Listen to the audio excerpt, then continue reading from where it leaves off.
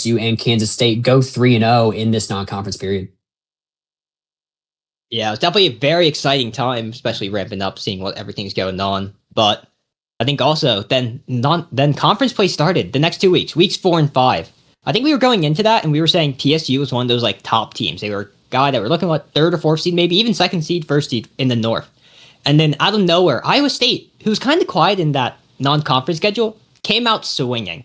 We'll talk about them, I think, a good amount today. Obviously, we'll be seeing them play later tonight. But they took out PSU in a sweep when 5 of us all voted for Penn State.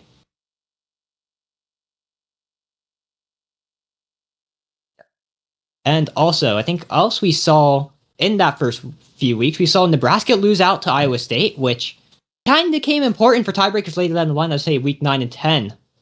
And we then saw also week 5, Washington State versus Kansas State. I think that was the best match, I want to say, of the first 5 weeks. Is that an agreement here, give or take?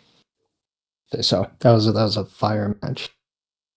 Yeah, 100%. And that was obviously Kansas State won in the end. But obviously we kept Washington State kind of high. But I think, Nivex, I think you can talk about what in the world happened to Washington State post that in the following weeks.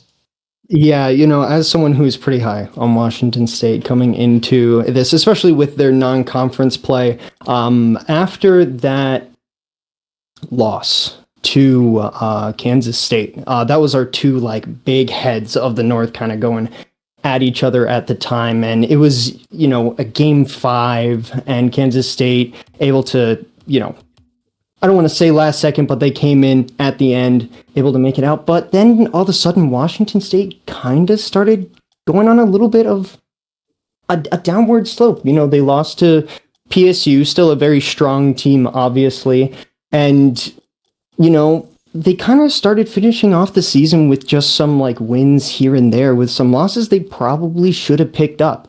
And it wasn't just in, the Northern Conference that some of this was happening. Georgia Tech, a team that was pretty low down, at least at the time in the season, ended up upsetting Clemson. And, I mean, they're in the playoffs. So that was an absolute surprise to a lot of people, too. But I think it was around this, like, week 6 to 8 area, the time, that we started seeing a lot of, like, the big heads start developing in the North because, Washington ended up getting bumped down. Kansas State said, listen, we're one of the top dogs.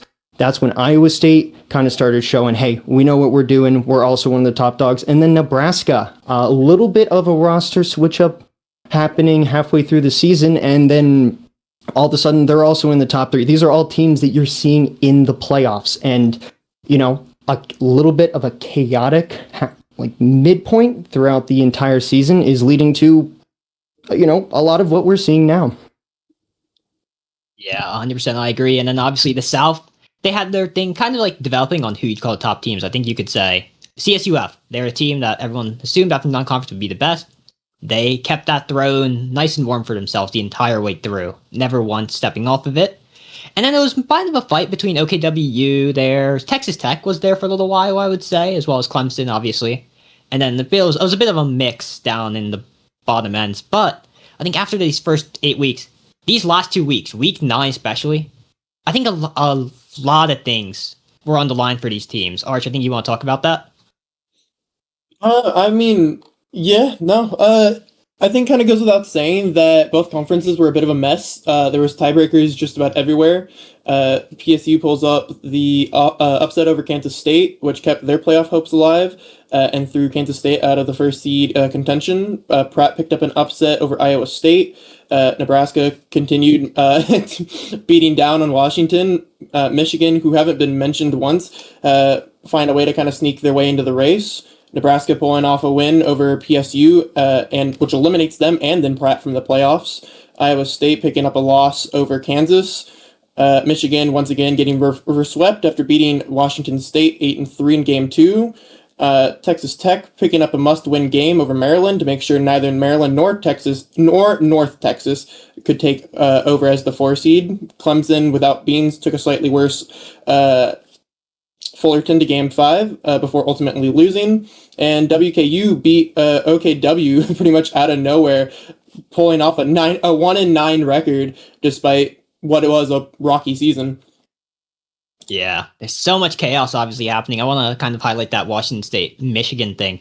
Washington State, I think the 5 weeks before that were 1-4, so genuine disaster class for them, right? And then in the end, down 2-0 to Michigan, and then they had the mental fortitude to come back and win. Was probably one of the biggest things, especially we heard afterwards from Washington State. I believe it was Nienta who was talking about they just in general were kind of like having a rough time and they couldn't figure things out. And then like, I think they said like after game 2, they just had like a big talk criticizing each other and whatnot. And they figured things out after that and they were able to make the run. So now they're obviously here, but there's obviously 7 other teams with them. And we all made our own brackets. We all compiled them. We all said who we thought was going to get first, second, third, and whatnot. And I got a question. Do we guys know ball? Do we know ball? That is an absolutely brilliant question. Is anyone wanting to start first with maybe some of these predictions, or do you know what? Actually, I'll just go ahead. I'll just start right off the bat because obviously in this case, I think I know ball. I think that looking far end, obviously casting out the line way in advance, I think, and you see it on the screen right now, CSUF, I think they're going to be the ones to take the entire thing. Yeah, I think that's fair enough. Well, we average ranked them 1.5, I want to say. Yes, 1.5. But obviously, the interesting thing is the 3 teams behind them, right? We got Nebraska, we got Iowa State and Kansas State. It's a North, like, kind of, like, domination in the top 4 other than CSUF. But I think the thing I want to point out is those 2 teams in the bottom, OKW and Texas Tech. Obviously, we'll see one play today, and there will be another game, Texas Tech against CSUF, Fullerton. So that one, I think we all agree CSUF's going to win that, right? I don't think anyone went against that. Yeah, absolutely. Yeah. Does anyone have them get taken a game? What's the? I had them taking a game. Texas Tech taking a game. I had Texas Tech taking a game. Yeah. Okay, cool. So we think it's not like they're going to go absolutely swept. So that's good at least. But yeah, it's not looking great for them. OKW, not great either, though. I think we should point out we all have a dark horse who we think is going to win it. And I think some of these teams, especially those bottom 3, maybe someone else a bit higher, might be a dark horse for one of us. So I think I'll start it off. I think personally my dark horse for this entire thing is going to be OKWU. I had them go out fairly early in my bracket preds. It was like pretty rough. I think they went 7th, 8th.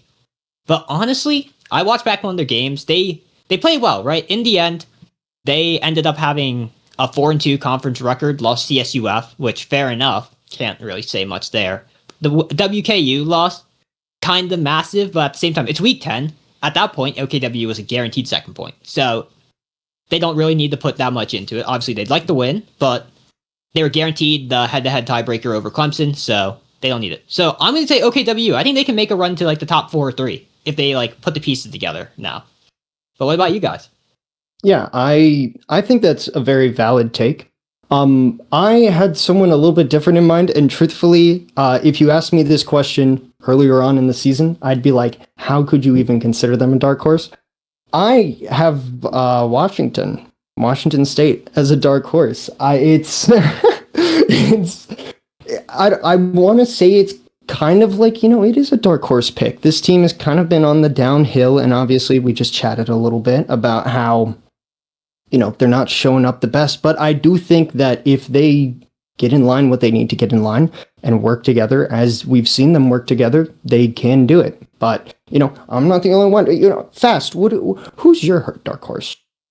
Look, all I'm saying is this 3rd seed that Iowa State has is not doing them justice. I mean, they have had one heck of a season. We've seen them beat teams like Nebraska 3-1 in week 5. We've seen them lose to teams like Texas Tech and Pratt at various points in the season.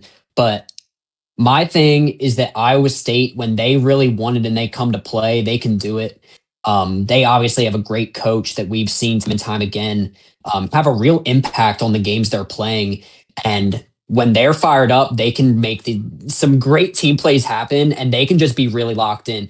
I have them making it to the upper final, and I actually have them losing to CSUF in the upper final, but then coming back in the bracket reset and taking it all the way. I like Iowa State. Okay. Arch, I think you got something you agree with Nimex over there? I'm gonna be honest. Obviously, I'm a little new to the league. but I'm between two teams, between Iowa State and I'm between Washington. Now, I'm a lot more familiar with Washington, being a fellow West Coast player. I've seen what they can do and the runs they can make. I have a lot of confidence that they could pull off some upsets.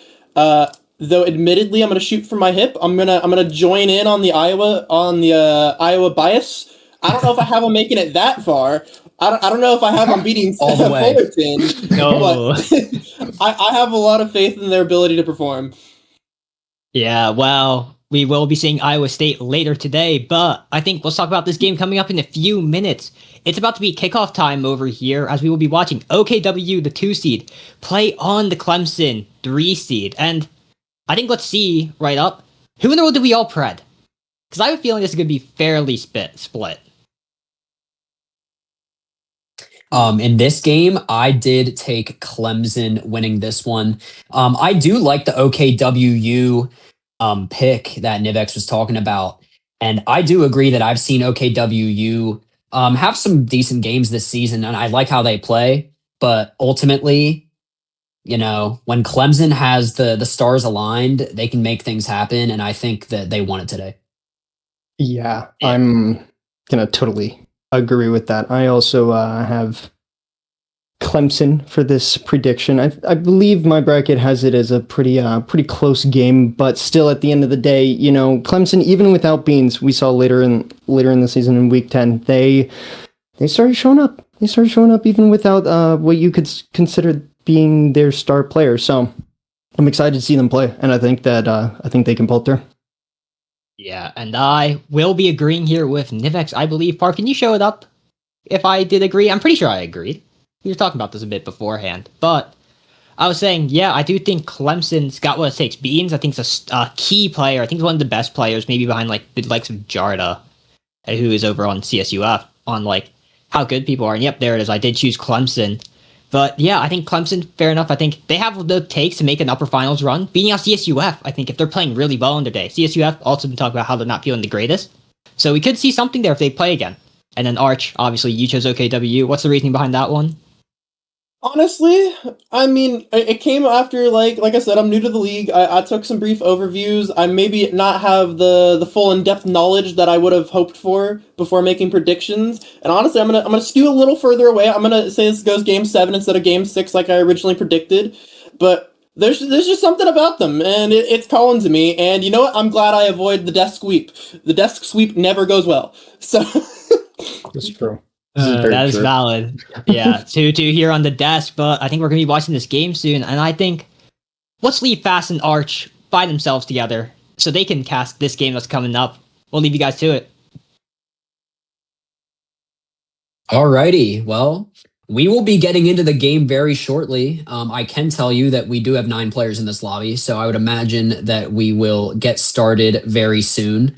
Arch, I mean, you are new to the league, but believe me, it will be a great one. This game should be a lot of fun to watch.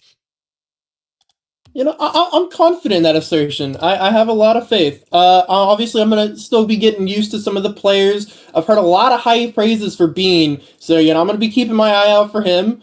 I do recognize Gallium, of all people. Not the name I was expecting to recognize here.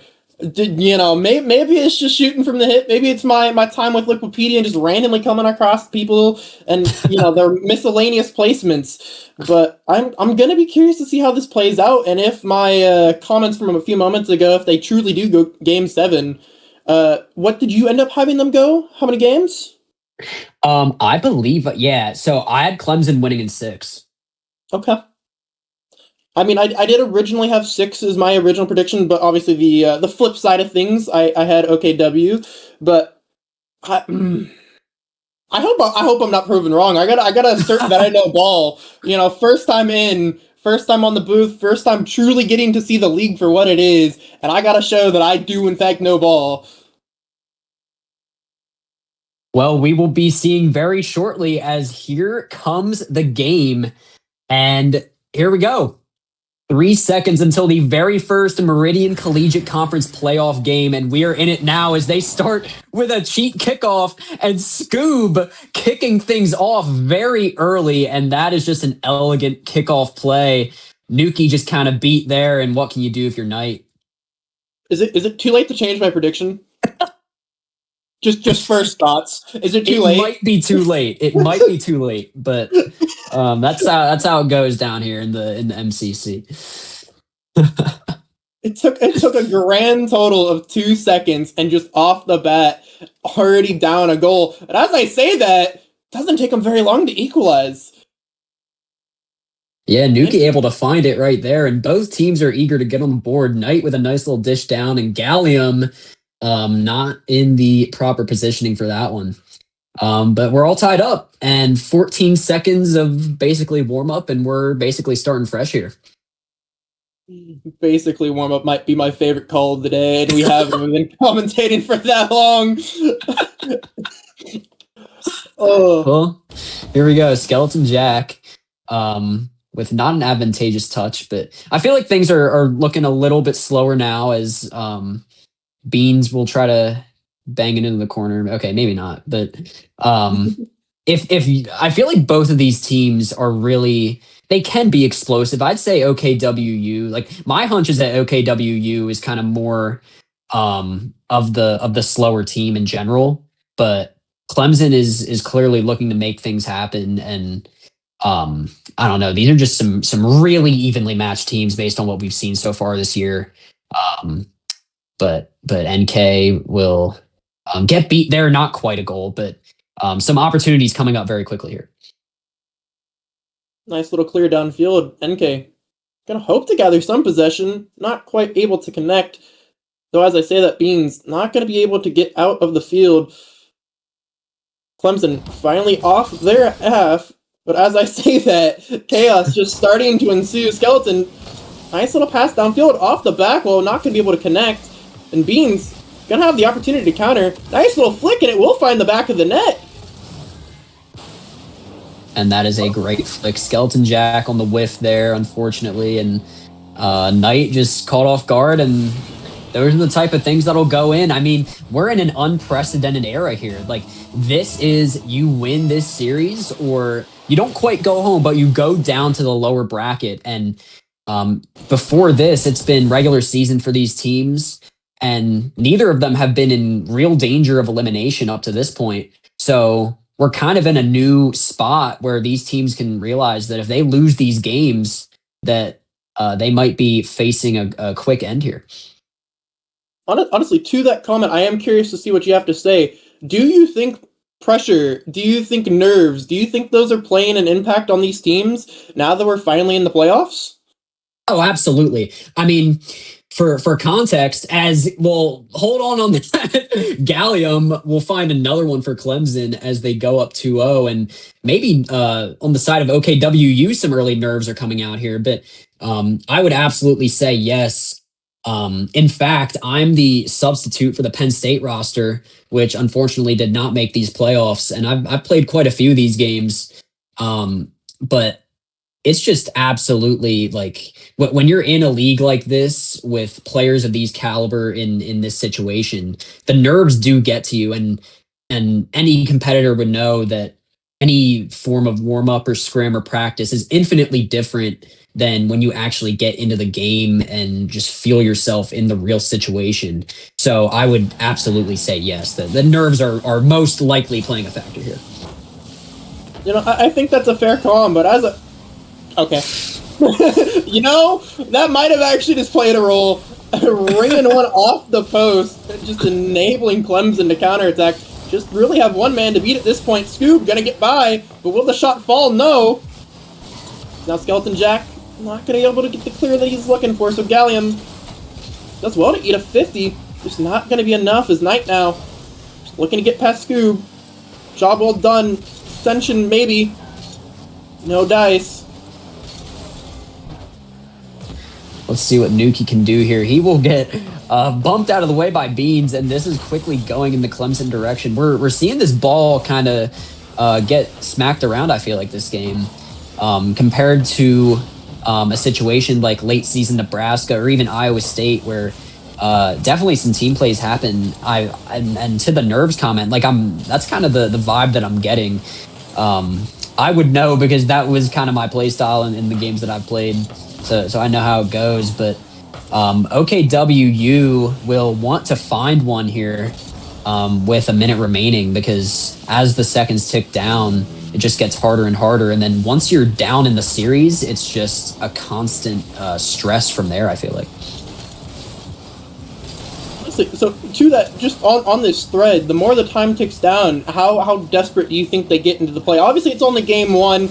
That's not the biggest deal if you drop one game, but the more it adds up, my bad. I'm just not even going to start talking about nerves. NK just going to drop one in off the pop from Gallium.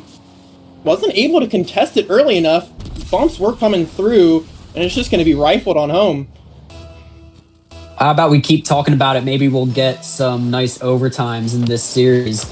But I mean, yeah, like once you go down in the series and down in the game as time ticks down, it's just definitely a situation where I've seen a lot of these teams adjust their play styles in response to that. Personally, I've casted quite a few of these games and probably almost all these teams, I would say. So I have seen a lot of them. Well, I should say half of them, since half have lost and half have won. But I've definitely seen that that a lot of these teams do end up changing their play style. We've got a fair share of almost reverse sweeps and all that kind of stuff. But as we wrap this one up, OKWU will be looking for a last-ditch effort. Knight with a touch to the corner, and that one will go down. Clemson taking the very first playoff game of the very first season of the Meridian Collegiate Conference. And if you're OKWU here, based on what you've seen so far, and obviously you may not have seen them play much before this, but what would you say OKWU should do here if they would like to turn this around in a hasty manner? Honestly, just first impressions, take a breath. There seems to be a lot of chaotic movements, and this kind of is true for both sides. Not a lot of possession play from what it seemed, and I would think, at least just off my first impression, slow it down a little bit, play a little more controlled, try to catch the teams lacking, eat some 50s, and just kind of outplay them in the very physical sense of that word. Hopefully should be a nice little equalizer for them, but it just kind of will remain to be seen. I would definitely agree there. It did seem like the ball was just kind of going all over the place, and I would personally attest from the games I've watched that if you are OKWU, then you will benefit from that play style adjustment. So let's see if they put into practice here. We will be ticking down to the next game, and here we go. Beans, no, Gallium and Knight on the kickoff, and OKWU does win it, and neither of them will go, but Nuki will. And leave it, we will say, for the other player, but they are having possession early on, though that might be a shot on net. And Beans with another shot on net. And this might be another shot on net, and they finally find the goal. And OKWU will unfortunately go down in this game as well. Just 20 seconds in, and they've already just given in to an absurd amount of pressure. Clemson just ringing shot after shot. That was not what I had in mind when I said to slow it down. Just because you slow it down does not mean hunker down. Pass coming out to the midfield. Might be able to extend it. Will fall for Knight, who lets one fly. Unfortunately, just off target. Should allow Beans to have plenty of time. Gonna sneak by one. Does well to eat the 50. Gonna pop with the Gallium. Blockers out in front. Just simply not gonna be enough. OKW. Gonna take their time. Doing well to stay with it. Gonna have a shot. Perhaps a little greedy in intention, but could have worked out nonetheless. And as I say that, Bean's just gonna take it back the other way and just drive by two. And that is a beautiful goal right there, as he just beats out Knight. And Nuki with a valiant attempt on the save there, but not quite what they need. And again, you're down 2 a minute into this game. Now, that is a lot of time to catch up. But do correct me if I'm wrong that all these games today are best of 5. So if you're OKWU and things stay the way they are, you will be needing to pull off a reverse sweep, as Scoob, in fact, will put this one away. Did not want to have Beans to have that one. I see we are very much stat padding. Or we can say double tapping, because we can call that a double tap. But yeah, Scoob will put that away. Give it to him. If you're OKW, you are down 3.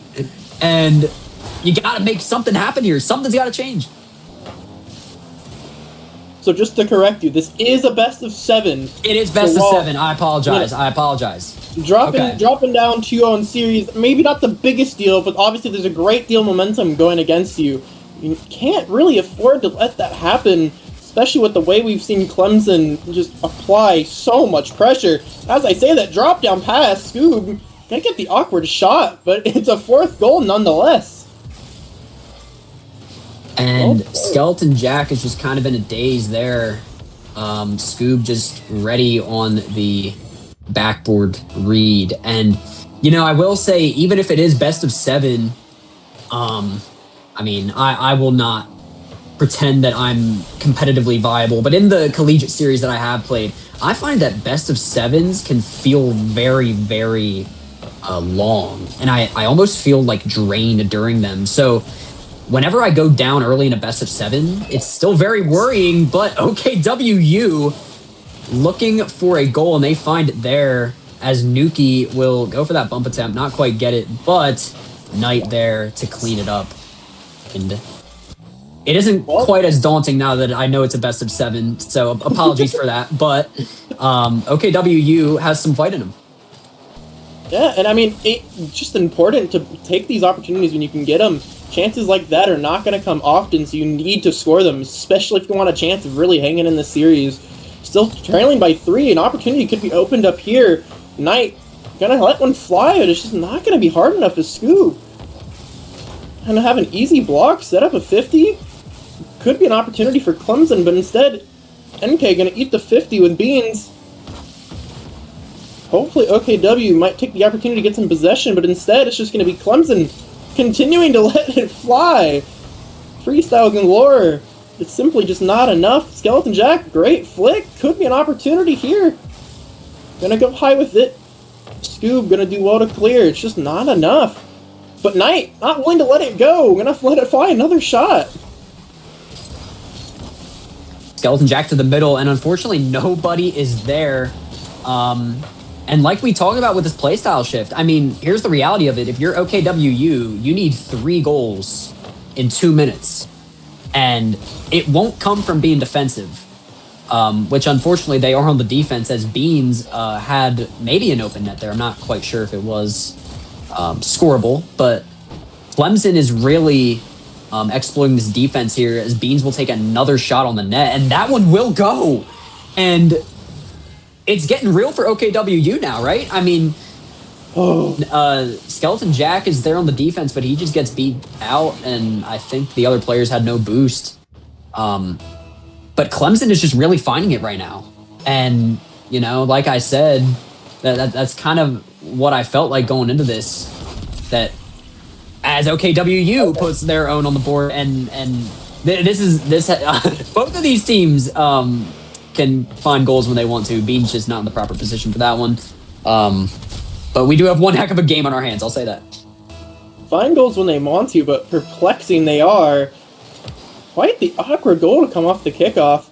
OKW going to want to look to start again, get another one just like it, maybe.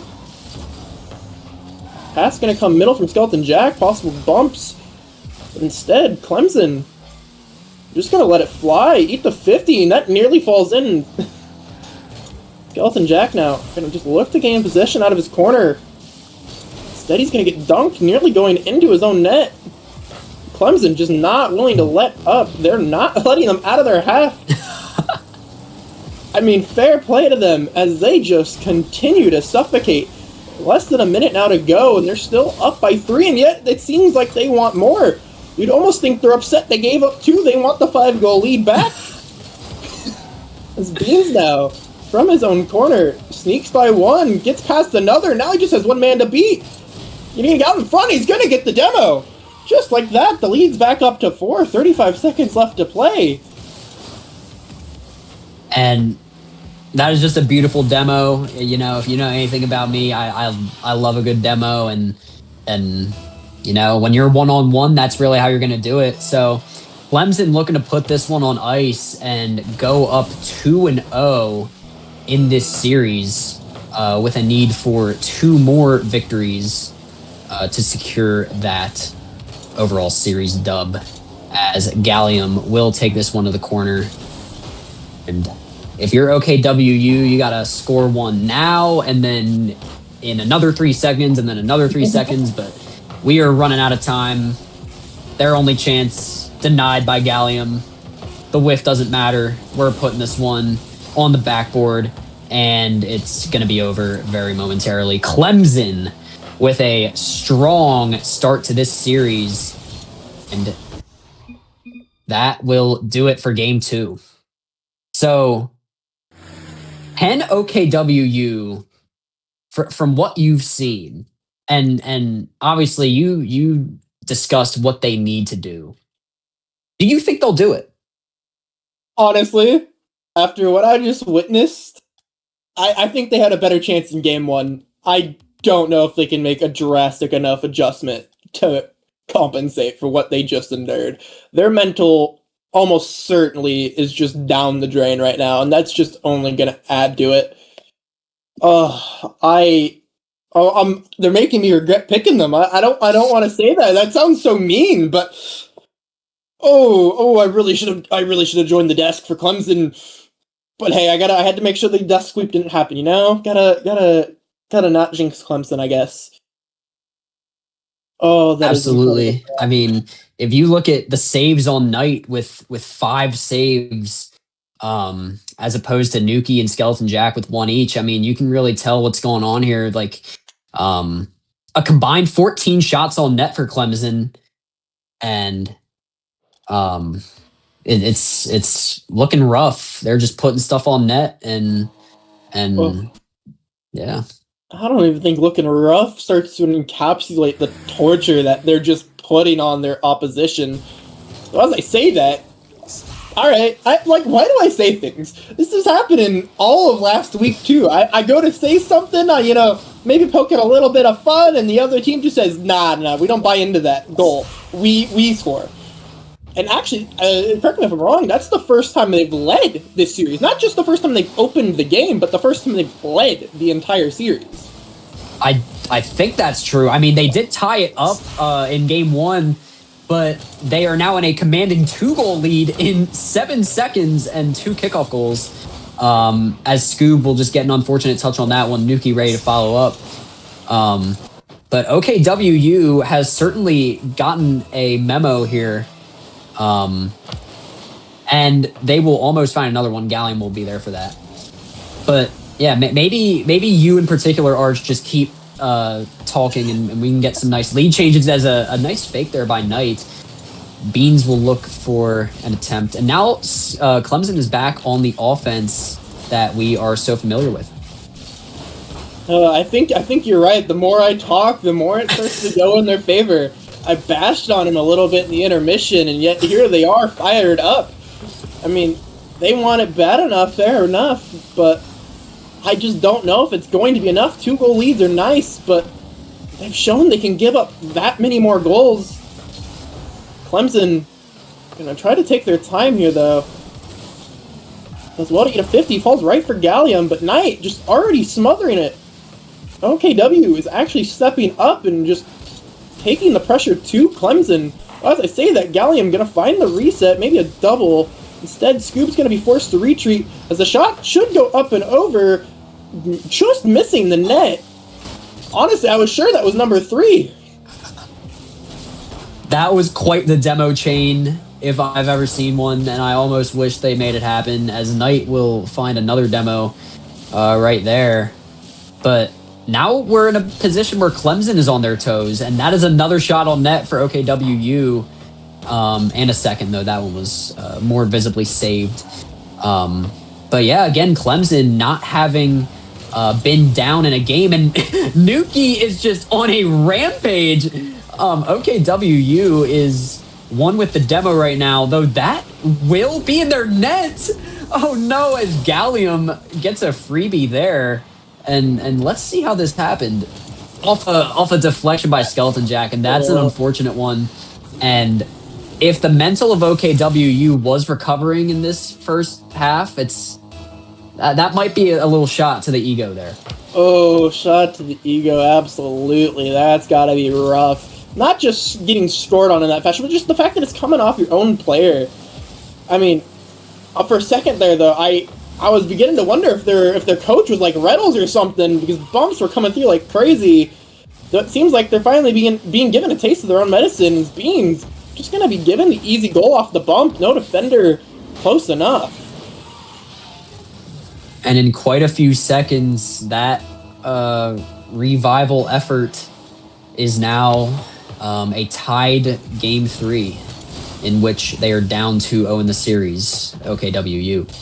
So that is an unfortunate outcome, but they do have time to turn things around, though. We are looking at a 2v1 by Clemson right now.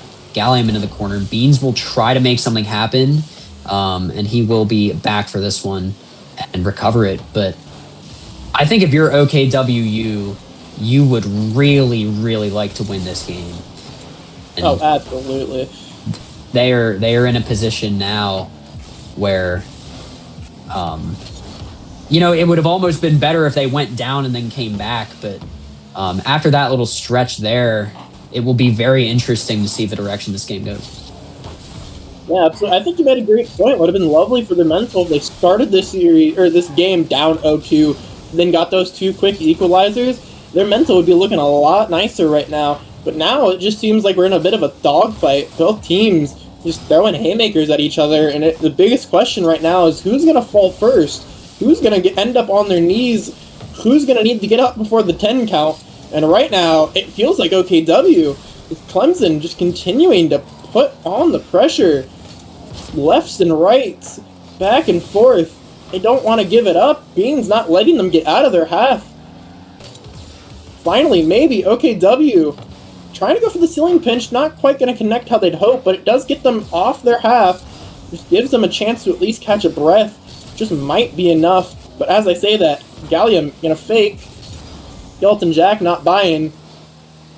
Nice little flick. Might gonna just be committed to the foot race. And instead it looks like Bean's gonna be given an opportunity. The awkward bounce lines up a shot. Not gonna fall. Gallium simply not able to do enough. I like this chance out of OKWU here. But you will want to make sure you do not get scored on yourself, as we just saw moments ago, as Beans will approach, denied by Skeleton Jack. And we are remaining in the blue half for uncomfortably long. Now that's over, but for as long as this ball remains in the OKWU half, you are facing a shot on net, and that will not go in, but you're just facing the increased possibility of a goal that would put you down 3-0 in this series, but not quite yet, as Nuki will bring OKWU back into the lead, and Beans will just get wiped out. Scoob not able to clear it. And if you can hold on for 16 seconds, you might be back if you are OKWU. You know, that wasn't quite the prettiest goal of the series. I don't think there's any question about that. But it's clear that they found something here with all the demos. It just really is opening up the space. So as I say that, bumps galore coming through, and they can't hold on for 16 seconds. 3 remain, but we're tied all at 3. Do you think we'll see overtime? I'm telling you right now, I mean, there's been plenty of kickoff goals. I do see this one going to overtime. I think both of these teams will kind of do a more reserved kickoff, and that's kind of what happens there. But that is kind of a big clear. Now, if you're Clemson, you want to put this down, and we will go to overtime.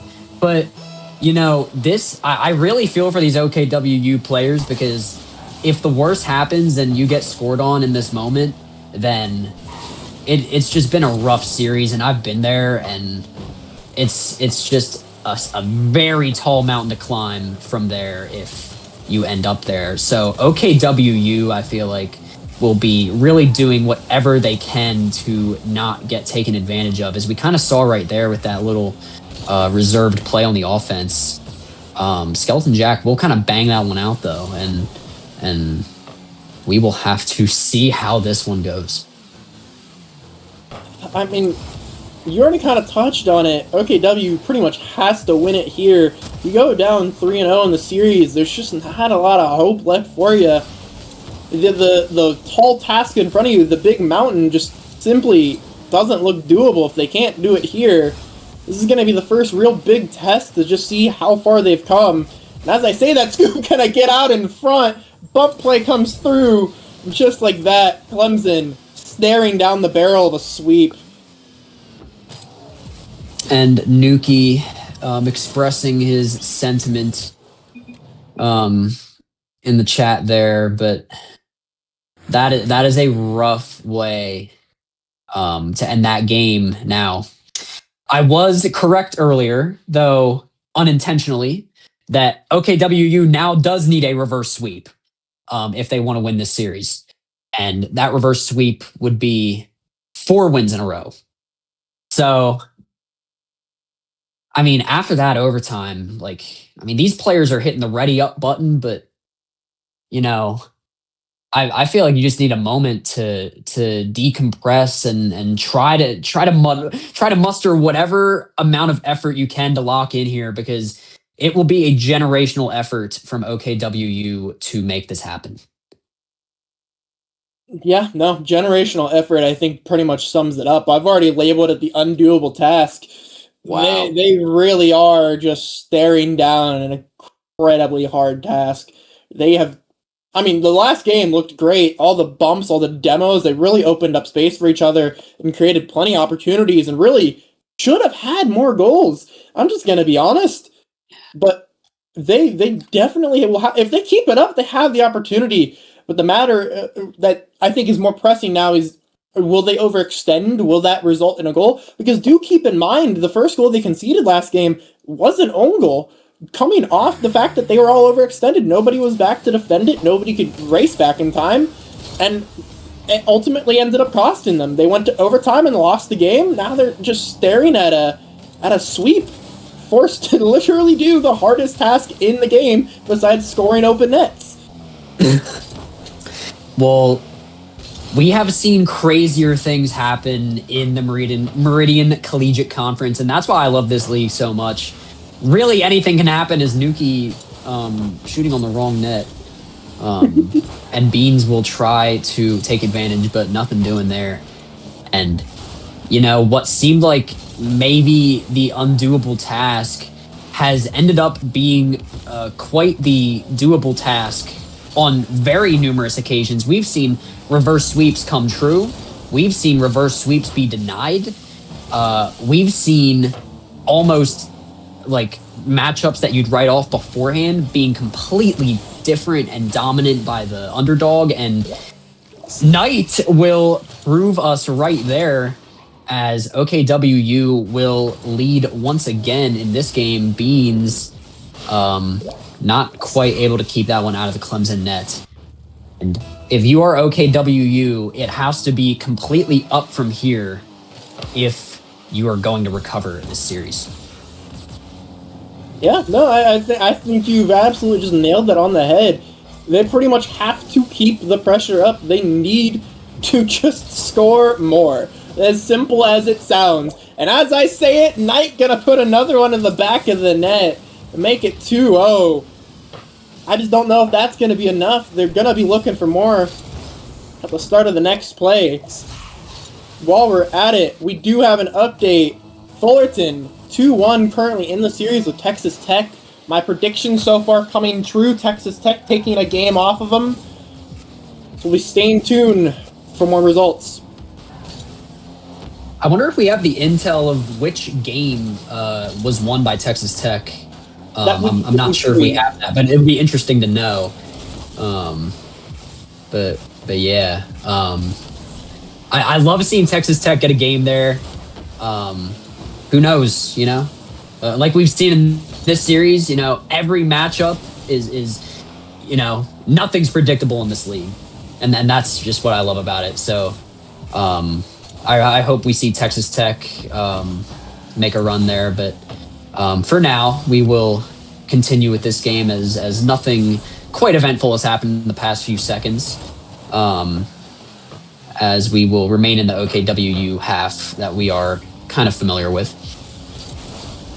I think, yeah, no, without a doubt. Spending a lot of time there throughout the series. Right now, it just doesn't seem to matter. Is this not Knight's third? It is Knight's third. Just shooting off the halfway line. Just beating out Scroob into the net. Still about half the game to go. My statement's still standing, though, I think. Is that really going to be enough? Is 3 goals going to do the task? Like, is that just gonna complete it? Will that be all they need? Because right now, I'm thinking no. Beans gonna quickly answer, and just like that, their lead's back down to 2. And we are very familiar with this storyline. We just saw it 5 minutes ago. If you're OKWU, you got to be really in your head now, unfortunately, because they literally just had this happen where they went up and then all their effort got erased in the span of a few seconds. Now, at least you're up 3 goals, or you were up 3 goals instead of 2, which they are now up 2 goals with 2 minutes left in this game. But if you're OKWU, we are now at the point where you have to win this game, or you will be in the lower bracket. And the lower bracket will be quite the gauntlet, and they might end up there as Beans putting that one away, and Nuki off the back wall, and Knight just with unfortunate placement there. The back wall is not the place to be a lot of the time, I feel like, unless the ball is very high up. But I've run into myself some very awkward card positioning there. But hopefully they can make something happen. As like I said, the lower bracket will be a gauntlet that you don't necessarily want to end up in early if you don't have to. Yeah, no, absolutely. That is not the place to be. But right now, Clemson just seem so intent on sending them there soon. Gonna start a counterattack here. Really only have Skeleton Jack to beat, who doesn't even have a lot of boost. But Bean's gonna take flight and bury it home just like that. Honestly, you could see it from a mile away. You just knew Clemson was gonna find the back of the net here. OKW just had no... I'm sorry, but you just had no shot at it. Your 3-goal lead is now back 0-0. Minute and a half to go. My earlier statement is just proven to be correct. 3 goals just not enough. You're gonna need 4, you're gonna need 5, you might even need 6 if you want to tame the beast that is Clemson.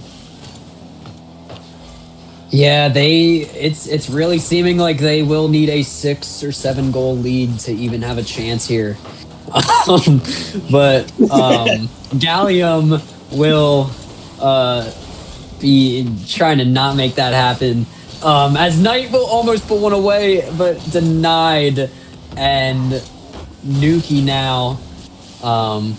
All these OKWU players are really up in the Clemson half, and you got to be surprised because if OKWU gets scored on again, like I feel like they would be in a position where they don't want that right now. Knight kind of up really far, looking for some demos on the way back, and now Beans with some demos of his own. Skeleton Jack, not quite able to find anything, and now we are headed back toward a Clemson offense. And you have to feel for this OKWU team because it feels like it all happens so quickly. It really did, and speaking of quickly, Gallium might have just fired the dagger to end it for OKW. 8 seconds left, all of that work for nothing. And Clemson simply just have to hold on. One more kickoff. Strats are gonna come out. Execution not gonna be there. And Gallium should have just sent them home. Ball still up, only a matter of time. Chance is still there, but Bean's gonna just let it go, and Clemson will be the winners of our first playoff match in the inaugural season and a very commanding sweep. And if you're Nuki, you would have almost hoped for a little bit of a more controlling touch right there. I could feel right in that moment that he put it into that corner and the ball was probably going down at that point. And that feeling is just so I can't even find the words. It's just so devastating on that OKWU side because these were some like I feel like these were some close games. They were making an effort toward the end, and they just got that lead snatched on both occasions. And like I predicted Clemson, and I'll take my dub, but you got to feel for these OKWU guys. Feel for them, I do. The team that I picked to, win the match. I mean, I said I switched up, had them going to 7, but just what happened there, that was just painful. Did anybody else have it going 4-0? I don't know if the what is it, the peanut gallery will have anything to say about it, but even if I'm wrong in prediction, I never would have thought this goes 4-0.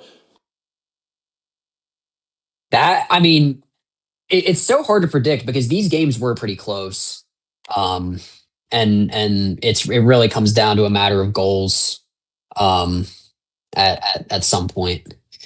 I would almost, I mean, if there was a way where we could do total goals instead of, but that would be kind of a long-winded process, um, but yeah, like all these games are so close because all these teams are just such like even if the standings don't necessarily indicate it, these teams are pretty evenly matched across the board. And I'm still just in disbelief from that series, but we do now have Gallium joining us, and what a heck of a series that was, Gallium. Yeah. Thank you guys for casting it. It was a fun time. How are you guys doing? I'm doing great, man. How about yourself in this moment? It feels pretty good, especially since they beat us with the same lineup on both sides in Game 5 in the regular season. It feels good to come out here and just kind of dominate like we did. And that didn't even occur to me that we will probably see some regular season rematches, even in the upper bracket in those North v North and South v South, but also possibly some rematches in the lower bracket, which will be interconference. But yeah, let's get deeper into that. You snatched the lead away from OKWU in those last 2 games when they were really trying to make an effort. What was the like? It's just so insane to me. What were the vibes like there as you were making that first comeback and then that second comeback to secure the sweep? Yeah, so in Game 3, we gave up, I think it was like 2 goals off rip, and we were just kind of like, we didn't really pay attention to the score that much because we were just, trying to play more as a team, I guess, and just like stop being like stressed and all that. And I guess we just like dialed in. Scoob had probably one of the most insane solo plays I've ever seen come out of him in that overtime, and we got that win. And then in the Game 4, we were down, I think it was like 3-0. And then they just kept pushing like super far up, so we just kept punishing them for it, and it just kept happening. They were trying to get really physical on us, but I don't think they were aware that we have probably the most physical player on our team. So I don't think that ever was going to work, unfortunately. But yeah, Beans popped off. He was having a great game. Scoob was having a great game, and then I honestly don't know how we won games 3 and 4, but it was a good time nonetheless. All right, I'm admittedly curious. I've got a question of my own. Mm-hmm. How's it feel to know you scored the winner? Like, what's going through your heart? Like, how do you feel? Yeah, I remember that moment vividly because Beans, in the moment said "rip it," which I've never heard come out of his mouth in his entire life, and I was like kind of confused. And I was like, all right, I guess I'll just like shoot it. And so, I shot it and it went in, and it was just kind of, it didn't really like feel crazily amazing because I was just having fun out there. But it still feels pretty good to get this win. And Scoop and Beans definitely. I mean, this is probably the best I've seen them play in a minute for sure. Here's one final question for you. In this moment, because you will be playing the winner of CSUF and Texas Tech, and we're in the final 5 seconds of that series as CSUF has just now put that one on ice. What are your thoughts on this very next upper bracket game for you guys? Yeah, CSUF, we lost to them in Game 5 in the regular season as well. So really hoping to get back there, especially since they're such a good team and they've yet to lose, and for very good reason. Those guys are insane for sure. But I feel like I always have us over everyone else in matchups, so I'm a little biased here, but like I feel like we can take it pretty easily at that. So I guess we'll just have to see how we're feeling on that particular day and see what kind of happens. But these best of sevens are definitely, I feel like, more suited towards how we like to play, because we usually start off very slow. It wasn't the case this time, but like we usually start off pretty slow. So having these extra games to fall back on and be able to lose and still be fine, definitely going to be helpful. And I'm assuming the game's next week, correct? Or Yes. Sunday. Okay. 26 if I'm wrong. is what is on the bracket. Yes. Okay. Cool beans. Well, I guess cool gallium in this case. That is a great attitude to have. And this next matchup will be an exciting one. Congrats on the win, and go celebrate with the guys and have a great night. All right, I will. You guys too. Have fun. Take care. And we have just heard from Gallium of the victors, Clemson, sweeping OKWU in this very first playoff series of the Meridian Collegiate Conference. As we just noted, CSUF, 1 seed in the South, has also taken down Texas Tech, the 4 seed in the South. And I believe it was 4-1. So I think Texas Tech did get a game. And now we will see the upper round matchup of CSUF versus Clemson. And we will also see, we're not sure about the lower matchup yet because the 2 losing teams will be playing in different matches. But our first Southern round of the playoffs is settled. And what a start so far, Arch. Yeah, no, what a start indeed. I don't think anybody, even out of the 4 of us, I don't think anyone saw it going in a sweeping fashion. And I mean, I'm glad to say that I got my prediction right with Fulton and Texas Tech. But for the most part, I think this has gone to par. I think this is what pretty much everyone expected, minus me with my prediction for OKW to win. But what's everyone else's thoughts? What are we thinking? I mean, yeah, Nivex and I are back. That was fun to watch, obviously. But honestly, I think a sweep is like kind of out of nowhere, right? Like we thought this was going to be a properly competitive game. And then in the end, I think it was just very much, we saw it. I think we saw ideas of it, right? And we saw we saw Clemson against CSUF, obviously, without Beans, and they were competitive there. Obviously, bringing Beans are going to be even better. And I think we just saw that right now, right? Yeah, I think you're just 100% on it. I know that obviously week 10, that wasn't the, full Fullerton roster that we got to see, but nonetheless, Clemson, they're showing up and they're doing what, we thought they could do with Beans on their team. And, maybe in this case, it's a little bit more than we thought that they were going to do. Me personally, for my prediction, I thought they'd take, I think it was 2 games. So just a brilliant showing from Clemson. And hey, we're going to have a great Southern matchup coming up on Sunday. Yeah, 100%. But also, I think let's take a partial talk on the CSUF Texas Tech game, because obviously that one did just happen. Up 4-1 CSUF over Texas Tech. I think We predicted those, right? 4-1 Texas Tech loss. I did. I got that one exactly right. I had Yeah, that I exactly think- as well. I had 4-0. Yeah. 4-0. I genuinely don't. I am double checking what I had because I actually just don't remember. It's been a minute. I had them losing 4-1 as well. Yeah, so 3 out of 4 was actually just had it dead on. But I think obviously Texas Tech. I think they showed fight. That for game 1, Oh, you guys obviously were 100%. casting this game. 2-minute overtime. It was a fight. I think Texas Tech. They had their moments, and in the end, they couldn't like win it all. But I think there's a lot of positive takeaway, and I think whoever they play, I believe, will be either Kansas State or Iowa State, if I'm correct. Whoever they play, they got to worry because Texas Tech, they have the ability to win that outright. Yeah, 100%.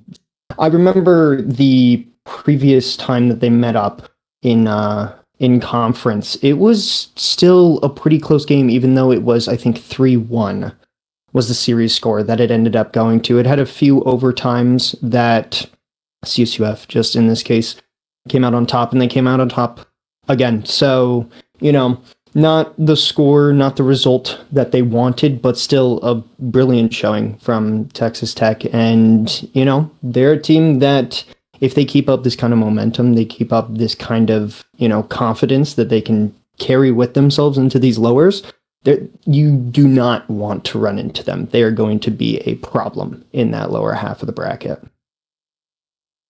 Yeah, 100%. But I think it's time for us to talk about the upcoming game. We will be seeing Kansas State versus Iowa State. This was a 2-3 game, obviously. We also saw this game in week 10 of the season. I think this was one of the games that everyone was hyping up to be that game, and it delivered. A Game 5 victory for Kansas State. I mean, it was so much fun for Nivex and I to cast, and obviously we're going to cast this one again, but I think, what are the thoughts here from you guys on what we should be expecting from both of these teams? I mean, I can get started. Being on the Penn State roster that has played both of these teams now, I'm not sure which ones I played in personally, but personally, Penn State did end up reverse sweeping Kansas State, and then we did lose 3-0 to Iowa State. But point aside, what I've seen out of Iowa State as a caster watching these games throughout the season is that Iowa State can make some nice team plays happen. But like a lot of teams in this league, they are very variable in terms of what they can do. Kansas State had a very strong start. They went 3-0 in non-conference, and I believe 7-0 to start the season. And then they took 2 conference losses in their final 3 games. So it's kind of an interesting point where Iowa State is actually looking better now than they were at the start, and Kansas State is looking a little worse. However, both teams are certainly strong. So it really just comes down to what the teams have going on right now. Yeah, well, and Rocket League is a very momentum. It's very much so how the teams are feeling on the day. And this is the kind of matchup that I can see that playing a big factor into things. The matchup that we saw with them was back and forth going to Game 5. It was, I don't want to say textbook thriller, but it was one where you're like, okay, I really don't know which team's going to win. And that's something that can 100% pull through with this match, especially it being a best of 7. In this case, I feel like it's going to end up turning into more of an endurance match because these 2 teams, they're not going to let up on each other. They've played each other very recently, and they know what they're going up against. I mean, I like how you guys both put it. I think ultimately, Kansas a little worse for wear. Iowa, it sounded like was a lot of our kind of dark horse teams. I do think this one goes the distance. Unlike what we just bared witness to, I am a lot more confident this will go the distance. And despite Kansas State being a little worse for wear, I do have them predicted to go through in Game 7, though I do not put it past Iowa State to pull off the upset. And I agree with the Game 7, but I think we will see a little bit of a different Game 7 as Iowa State takes it in Game 7. Like I said earlier, I I actually have them winning the entire tournament in my bracket. You know, we got to make things interesting over here. I forget if I'm the only person among the production crew as well as the players who submitted a bracket with Iowa State as the winner, but I'm riding with Iowa State. You know, both teams are solid, and we can see great things happening. And I'm sure this series will be very fun to watch. But when it comes down to it, I think we'll see Iowa State walking away with this one. Yeah, and I also went for Iowa State, and I had this one not being as close as you guys have. I think I have this one either like game 6, maybe game 5, something like that. I think it's gonna be kind of favorable here for Iowa State. I don't know. I think I'm just really ride or die on the coach buff. I think I'm over exaggerating it at this point, but I think a coach just is much more important in these much bigger high pressure games and these longer series in general, right? You have a BO5, it's 3 games, right? You can mess up 2 and then you're kind of like the mental kicks in too much. But in the games in a BO7, you have a bit more time as a coach to like figure out things like nicer and whatnot. So I think that's going to be a big thing here for Iowa State. And in general, I think Kansas State has been not as strong as they were originally. I think Iowa State, obviously, they didn't play that great these last 2 weeks, but I think the peaks from Iowa State are higher than the peaks of Kansas State, in my opinion. Maybe you disagree, but that's how I'm feeling. You know, I might have to. I think I'm evening out the desk. So far, we have been a nice, perfect split throughout both of these games so far. I'm going to be taking Kansas State, and I'm also going to be taking them in 6 games as well. So even in that matter as well, I just think that Kansas State, I mean, they won the in-season matchup, and I feel like that's something that, you know, can carry a little bit of momentum for a team. And not only that, Kansas State has been a solid team throughout the entire season. All of our upper teams from the North have had moments of showing weakness, and out of all of them, I feel like Kansas State is the one that really hasn't hesitated as compared to most of them. So I'm going to be taking Kansas State in a game 6. Yeah, that is 2-2 here on the desk. We're going to be a few minutes away from the kickoff, but I think, does anyone have like any final remarks that you're kind of expecting, like a player that you think should be stepping up here or anything like that? I can jump in with, I mean, I'm not sure necessarily about a player, but I almost don't know who will win this game 1, because I feel like on different occasions we've seen these teams either come out swinging or kind of reserved, as we saw in that other series where Clemson traditionally plays slow, but then will come out.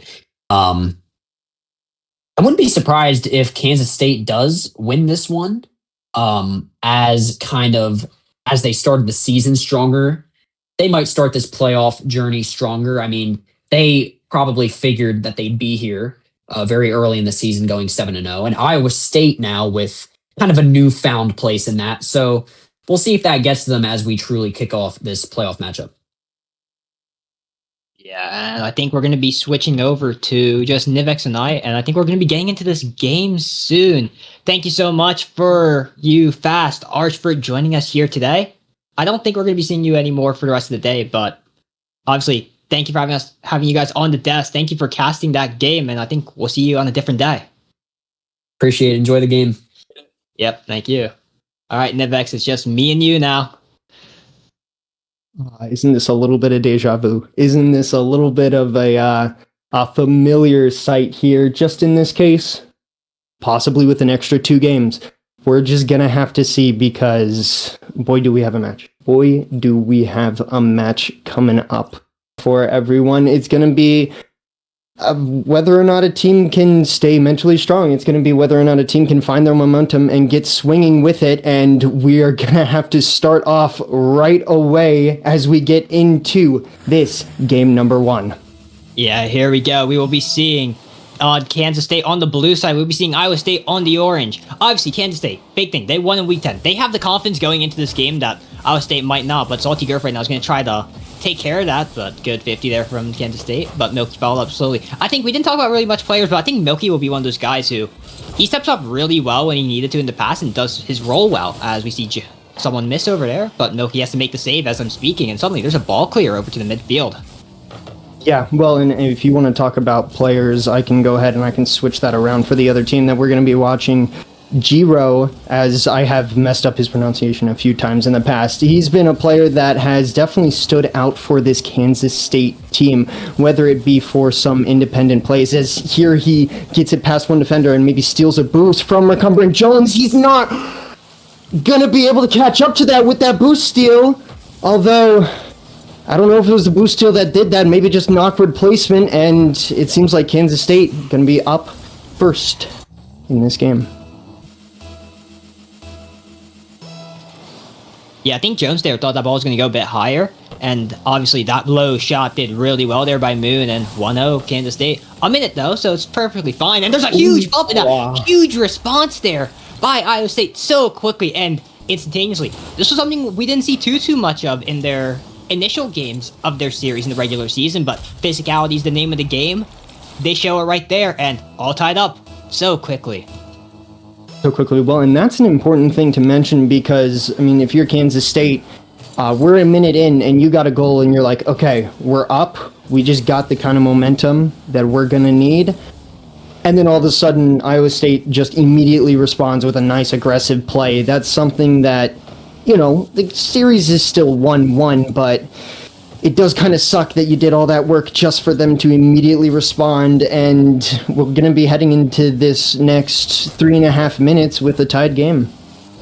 Yeah, right now though, Moon's going to go off the corner, try for a double, not quite. But there's a boost steal there by Moon, and Milky has nothing but a huge clear that has to get met by Giro, who misses. Thankfully it's not on target, but it means Moon has to come in and play cleanup, which he would not like to do, but it's not clean for Kansas State. That's for certain, as Giro, 0 boost save, Techno has no boost, Salty can't quite get it in, Moon, huge save. The boost total is 1 across all the Kansas State players, and their time has been bought, and they have recovered. Iowa State, they had a chance, but they didn't capitalize it. But I think, obviously, what we're seeing here is so much more fight than we saw in the regular season already.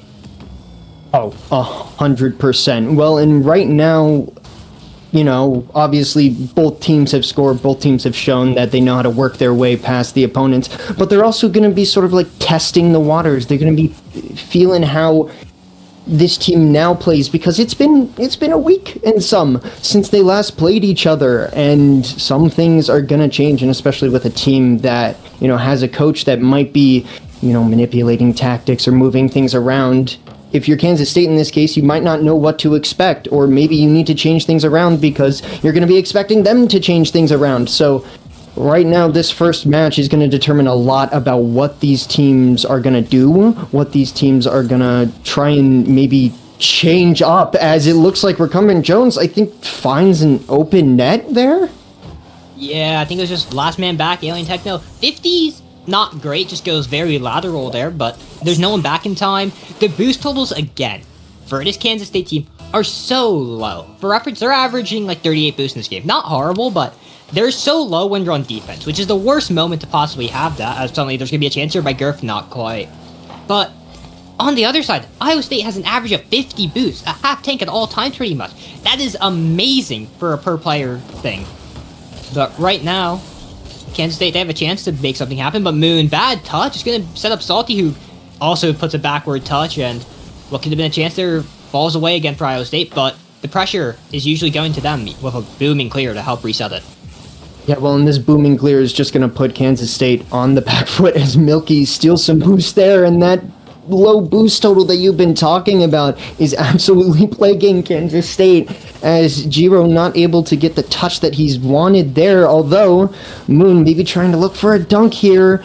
Alien Techno sending it to the midfield, but right now it just seems like they're throwing the ball forward, hoping for something. They're not really collectively working together or looking for a midfield man or trying to develop something that'll sustain a decent amount of pressure. Yeah, 100% not, but there's another demo, but Giro will be the first one there. But again, boost totals, they're low. Moon just picked up full, but his other two teammates, 30 combined. Salty gets a huge clear. It's going to be to Moon, thankfully, but he's demoed, and suddenly the big boost player is gone. There's a collective full boost. Is that a pinch?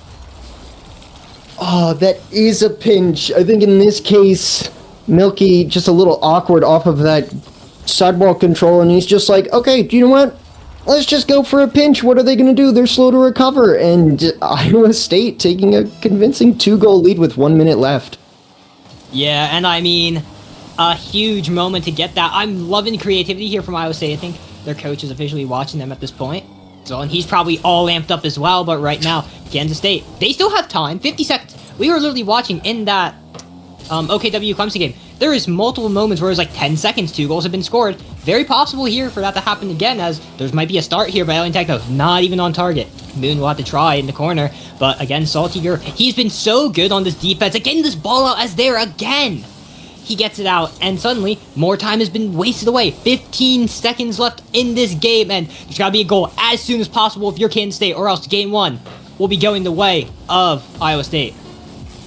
To see if Jiro can do anything here. Moon's going to follow it up. He does have a decent amount of boost, maybe a 50 across the goal line is going to be what they need, but no! I think Girth was able to get a bump there or something to stop a shot from going on net, and I mean, as much as the odds weren't too favorable for Kansas State to get back into this game, stopping them from scoring is still something that'll get you a lot of momentum going into this next game. Yeah, and I mean, a good start here for Iowa State. You got game 1, and you do it well. Your offensive pressure is extremely solid. I feel you've had a really nice physicality, which is something that I think we both were talking about in the regular season that they need to have, and they did it well. I like the stepping up here. I don't think there was one player in particular for Iowa State that was doing everything. Salty on the defense was amazing. I think Milky was cleaning up really well, and Jones was just kind of playing his role really nicely. So I think seeing that is a 3-headed Hydra there for the Iowa State team. Whereas for Kansas State, it feels like Jiro was a bit quiet, and Moon and Techno were kind of the ones doing everything. But even then, they weren't really as a team. No, they were not as a team. And one thing that you kept pointing out that definitely kept becoming relevant was the fact that they didn't have boost. A lot of the times their sort of field presence or their spacing throughout the game just left them open and left it so that Iowa State could capitalize on some opportunities, whether it was stealing boost or taking shots. But they're going to have to clean it up as we get into game number 2.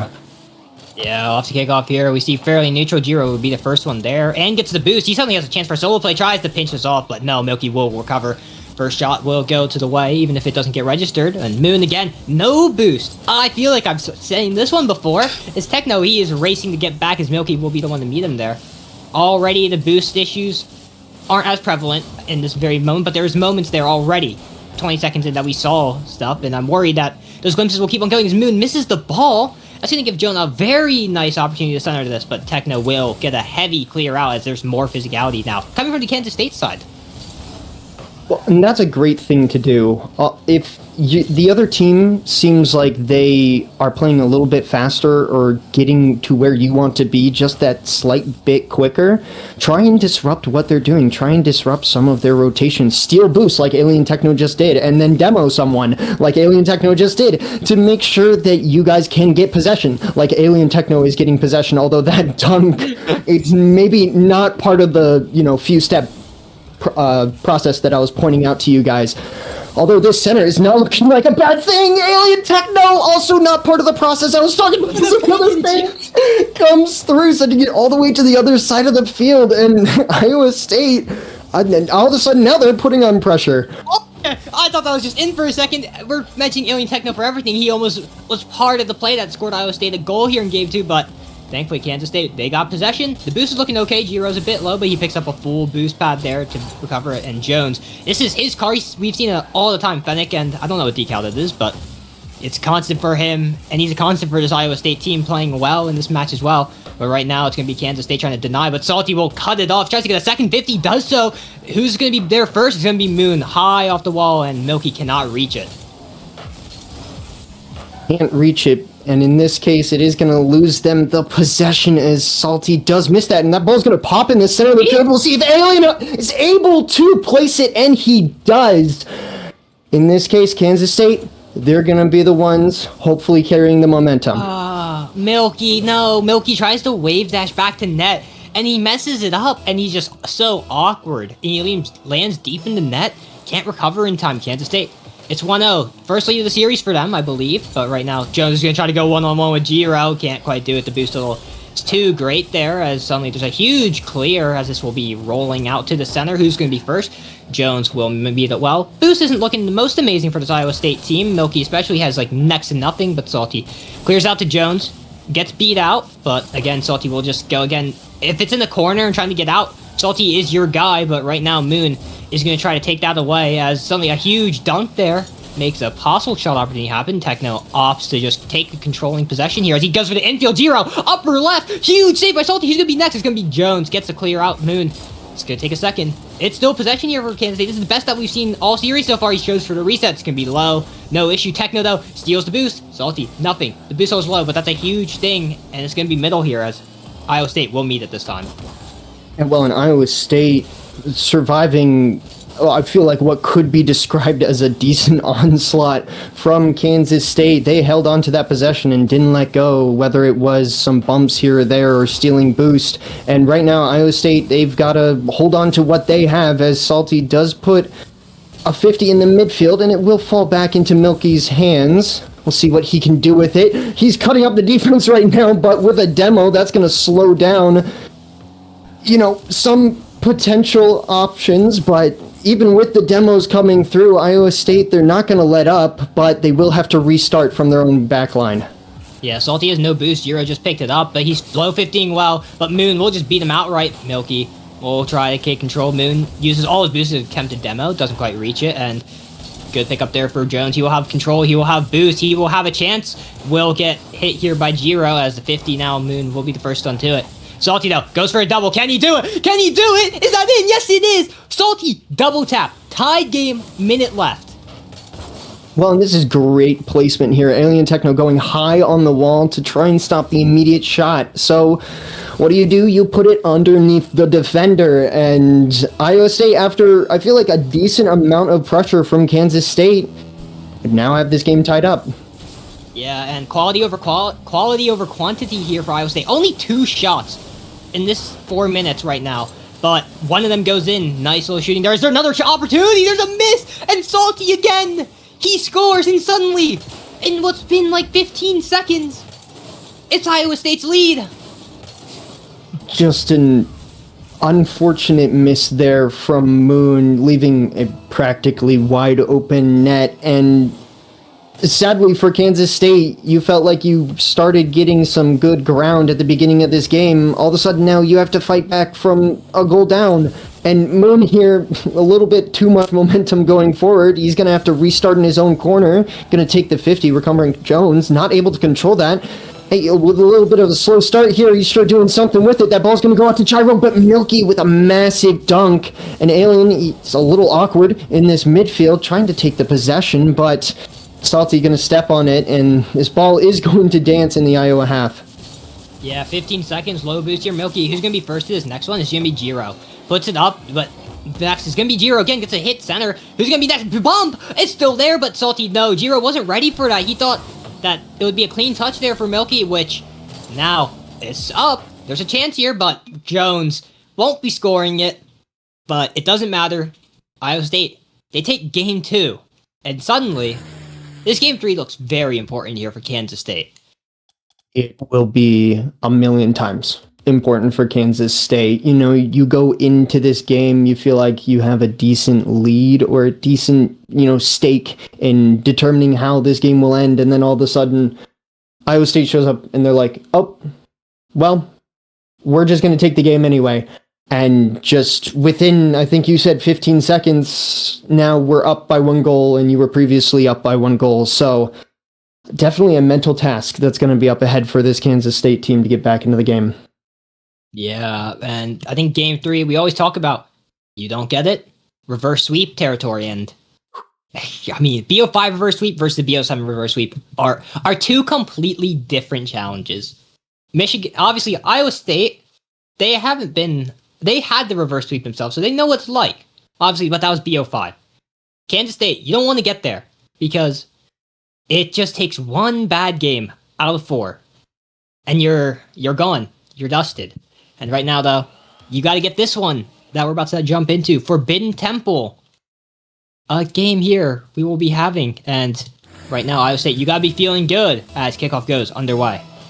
Yeah, a must win, I would feel it's fair to say, essentially for Kansas State, as going to the lower bracket, it's not the worst thing in the world, but it's a lot better up in the uppers, even if the opponents might be a bit more of a challenge, as Moon will be striking first. It was enough of a threat to get saved, but not in, and Kansas State is going to be looking at some decent pressure to at least start this game off. Yeah, but pressure is something that they had in game 2 as well.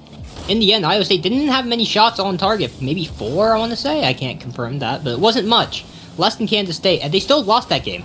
So right now, the pressure, that's good. You got that. That's first piece of the puzzle.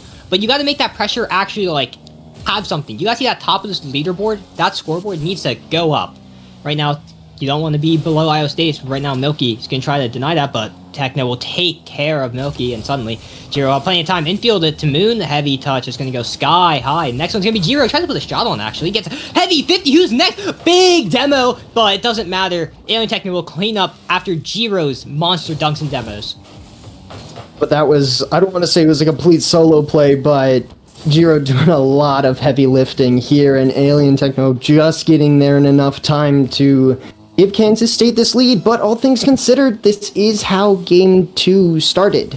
Kansas State went up 1, and Iowa State figured out a way to get back. So in this case, you've got to find another one, and it looks like Jiro's going to do just that. Yeah, ask and you shall receive. Jones can't get a quite good clear. Tries to, I think, get a controlling touch near his net. He gets a bit too heavy, and suddenly, 2-goal lead here for Kansas State. Not going to say it's a safe lead. You got nearly 4 minutes of game time left there, but I mean, it's as good as a start as you want. And right now, though, Iowa State, you've had your 2 games, but suddenly, Kansas State, they finally have the fight. They have the fight. They have a proper lead now that it could be enough to sustain it. They'll obviously try to extend it here right now, but Moon gets a not great touch, I want to say. I think Milky will be the first one to it. Now he will be. But who's going to be next? It's going to be a double commit. Jiro has to use all of his boost.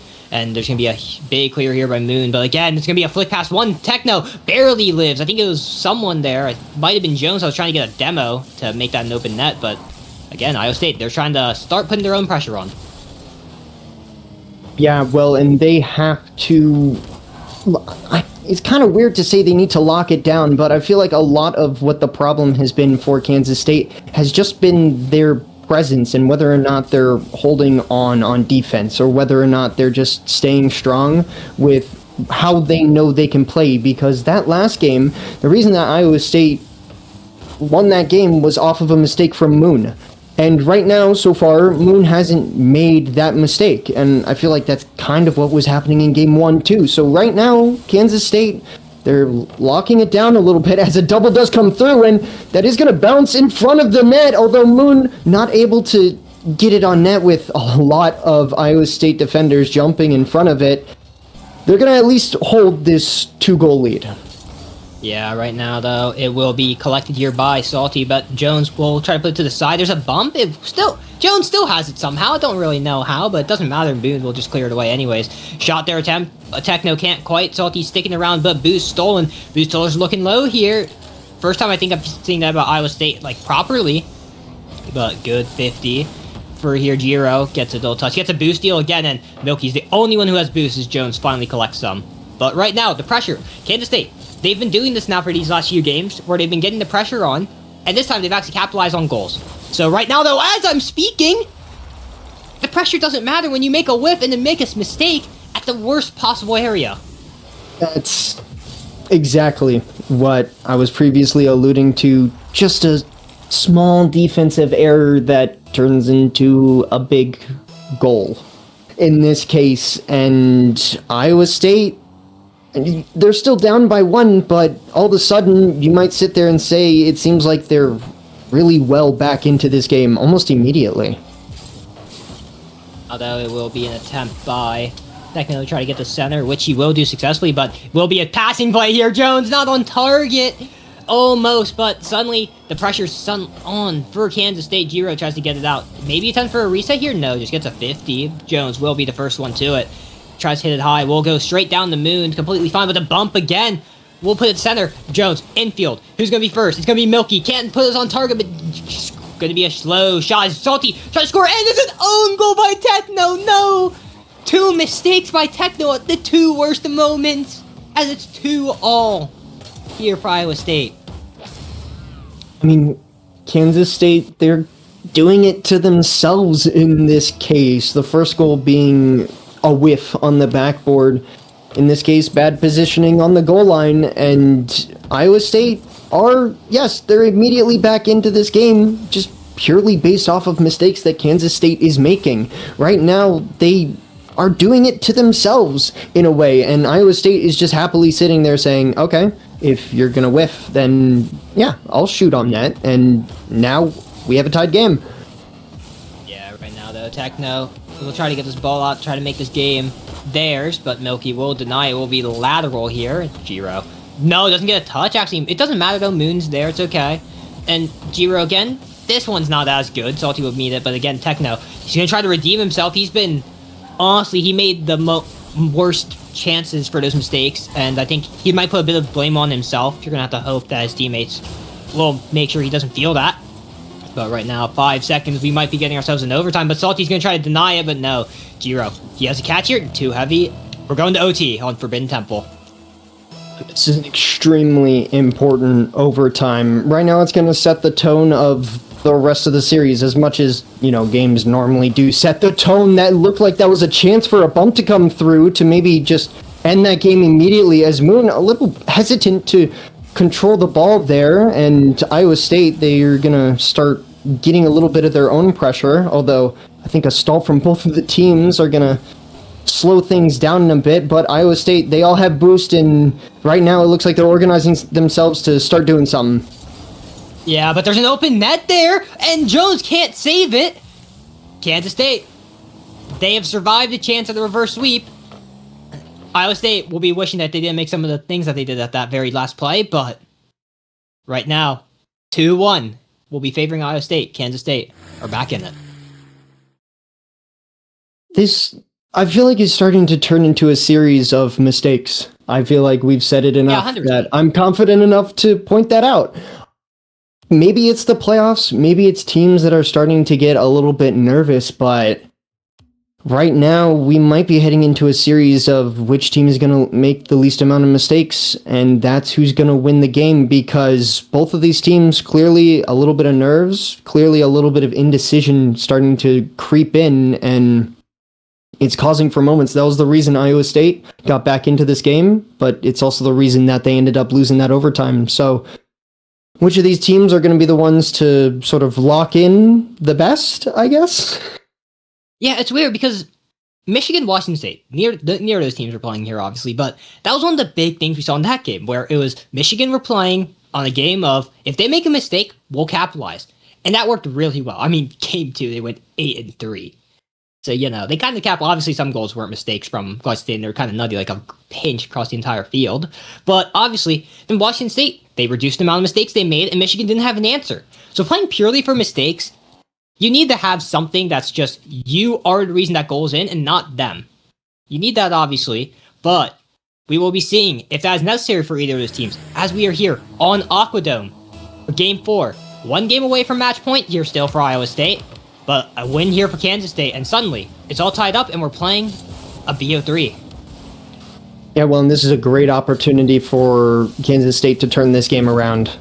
Going down 2 games, obviously not the best feeling in the world, but being up 2 games with momentum going into game number 5 in a best of 7, that's a pretty solid look. So hopefully we will be seeing some of the better moments from Kansas State, as that looked like that was a shot opportunity, although not fully capitalized on, but at least they're going to maintain some of the pressure in this other half.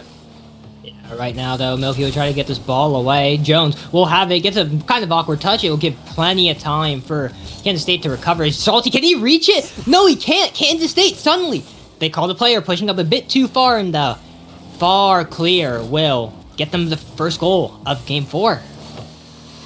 This is going to be a game of mistakes, and, pushing up too far is a little bit of a mistake. especially if it's one that a defender can just send the ball to the other side of the field and it's enough to put it in. So right now, in this case, it seems like Iowa State's going to have to be the one to lock in and figure things out as Moon tries to throw a shot on net there. We'll see if Alien able to follow it up. Also going to go off the backboard. Giro going to go with the second follow-up in this case. Not quite able to get it past the last defender. Iowa State surviving a decent series of shots there from Kansas State, but it doesn't look like the pressure is going to be letting up.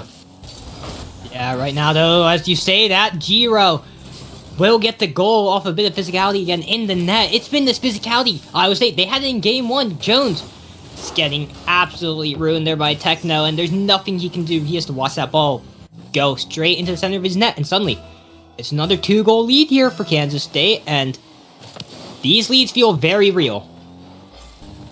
This one does feel very real. I don't think I said that about the last one for the last game, but in this case, I do think it does. And one thing I feel like I have been noticing is on these kickoffs, Kansas State has been controlling where the ball has gone pretty fluidly. It's allowed them to get the sort of direction that they needed to start this, set point off for at least Rocket League soccer terms in this case. And maybe that's something that Iowa State needs to take a little bit of a look at, although I guess in this case they do need to score before that happens.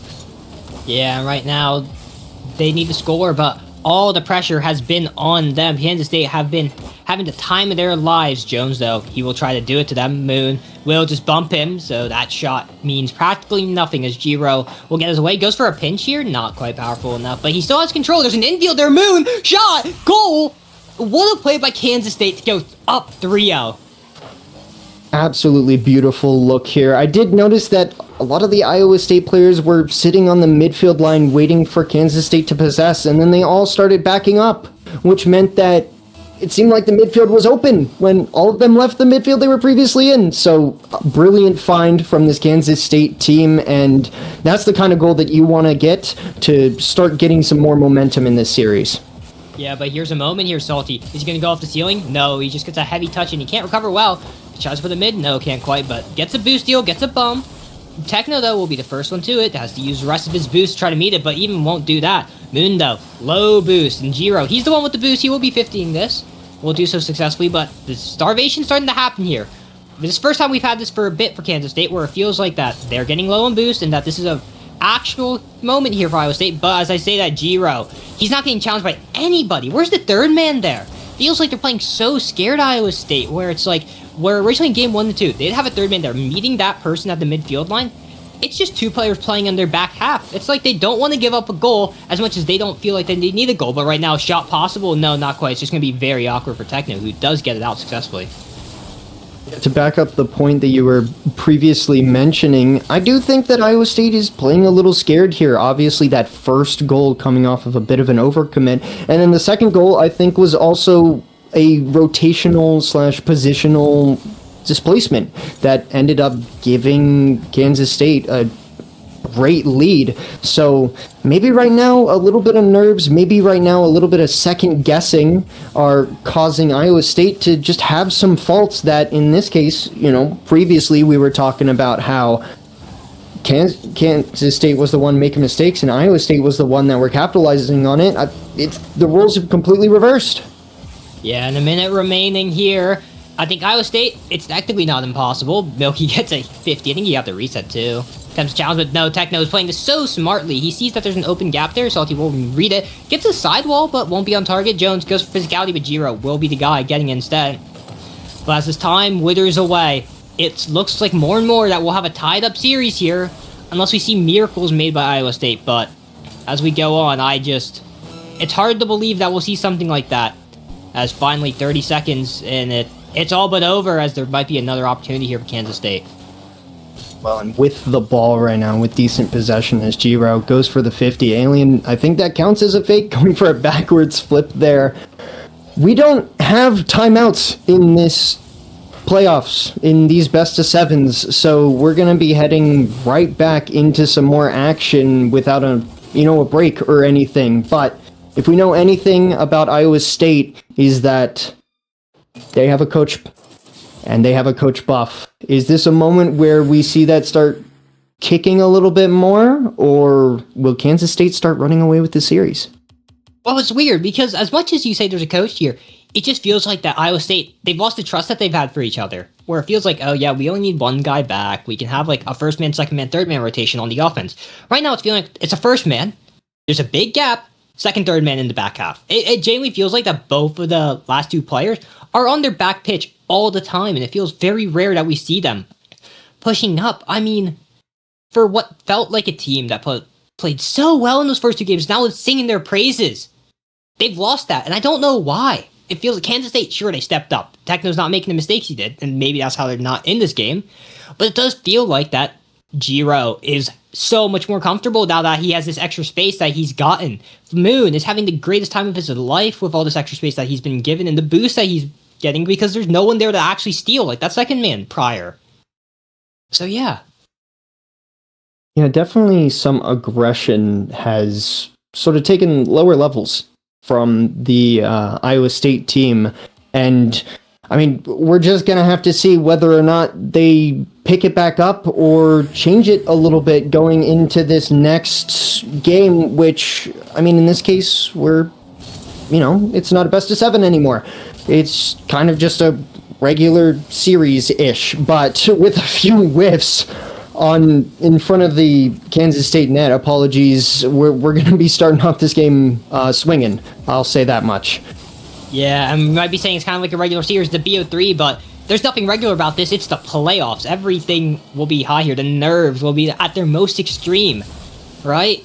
Like right now, a bit of a miss from Milky, no boost, but Salty's gonna try. He gets past one Techno, full boost, has no issues, but Jones tries to put his own shot, will get met again by Techno. This guy, ever since he's made those issues in game, I want to say 3, I believe, he's kind of been lights out a bit for his team. He's playing so well, he's making moments happen, and obviously he has teammates that are going to support him well. Salty has to make a save here, but that sidewall will get met by Moon. Milky gets a clear, no, not quite, gets a 50, but first person up to it will be actually Giro, but a touch there from Jones will make sure that won't be on target. Well, and it could be a decent amount of nerves, all things considered. All of these games, I feel like it's fair to say that both of these teams could step up and really start scoring on the other. I mean, game 2, we saw that with Kansas State showing up and immediately doing something like that one was putting up the crossbar, and Salty is able to catch up to it to get that save, but I feel like these games could really go either way. It's just going to depend on which team is able to capitalize on mistakes, which team is going to play the more solid rock, as CJ would say. But we'll just have to see, as this game is still tied 0-0 with going into the 3rd minute. Yeah, as we're talking though about this game here in Game 5, Nebraska currently is up 3-0 against Washington State. So, they're having the time of their lives over there, as right now, Jones 50s, Moon's trying to put it very high, but we didn't talk about what the implication of this game actually is if they were to win this Game 5.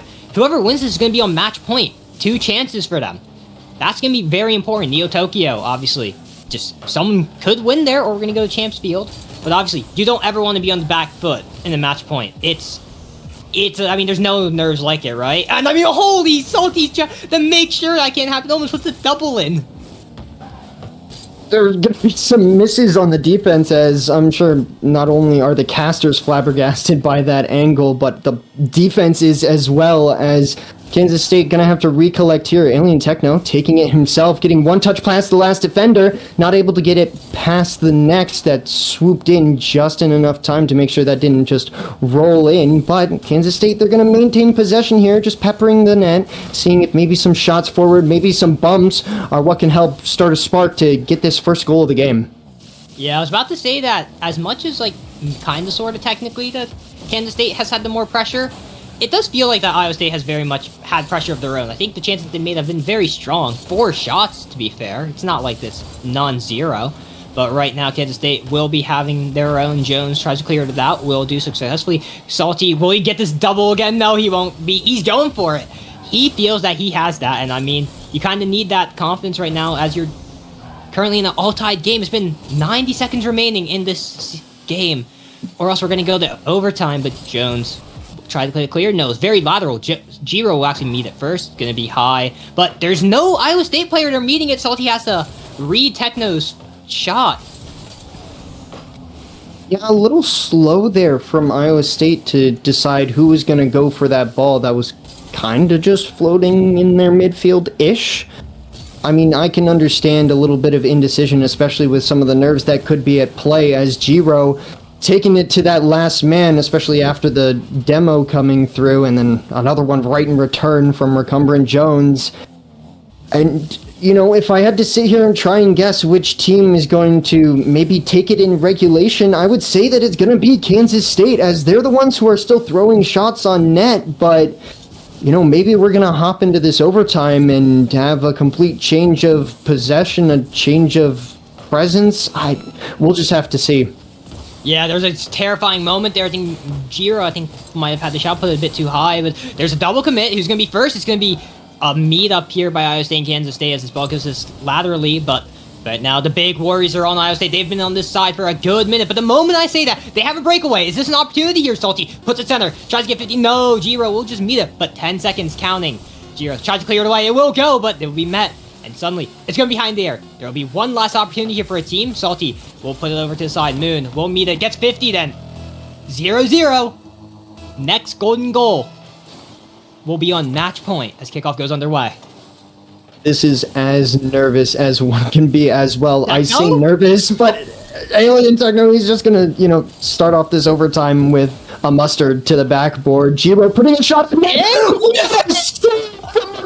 Jones in a follow-up is going to keep him alive in this overtime.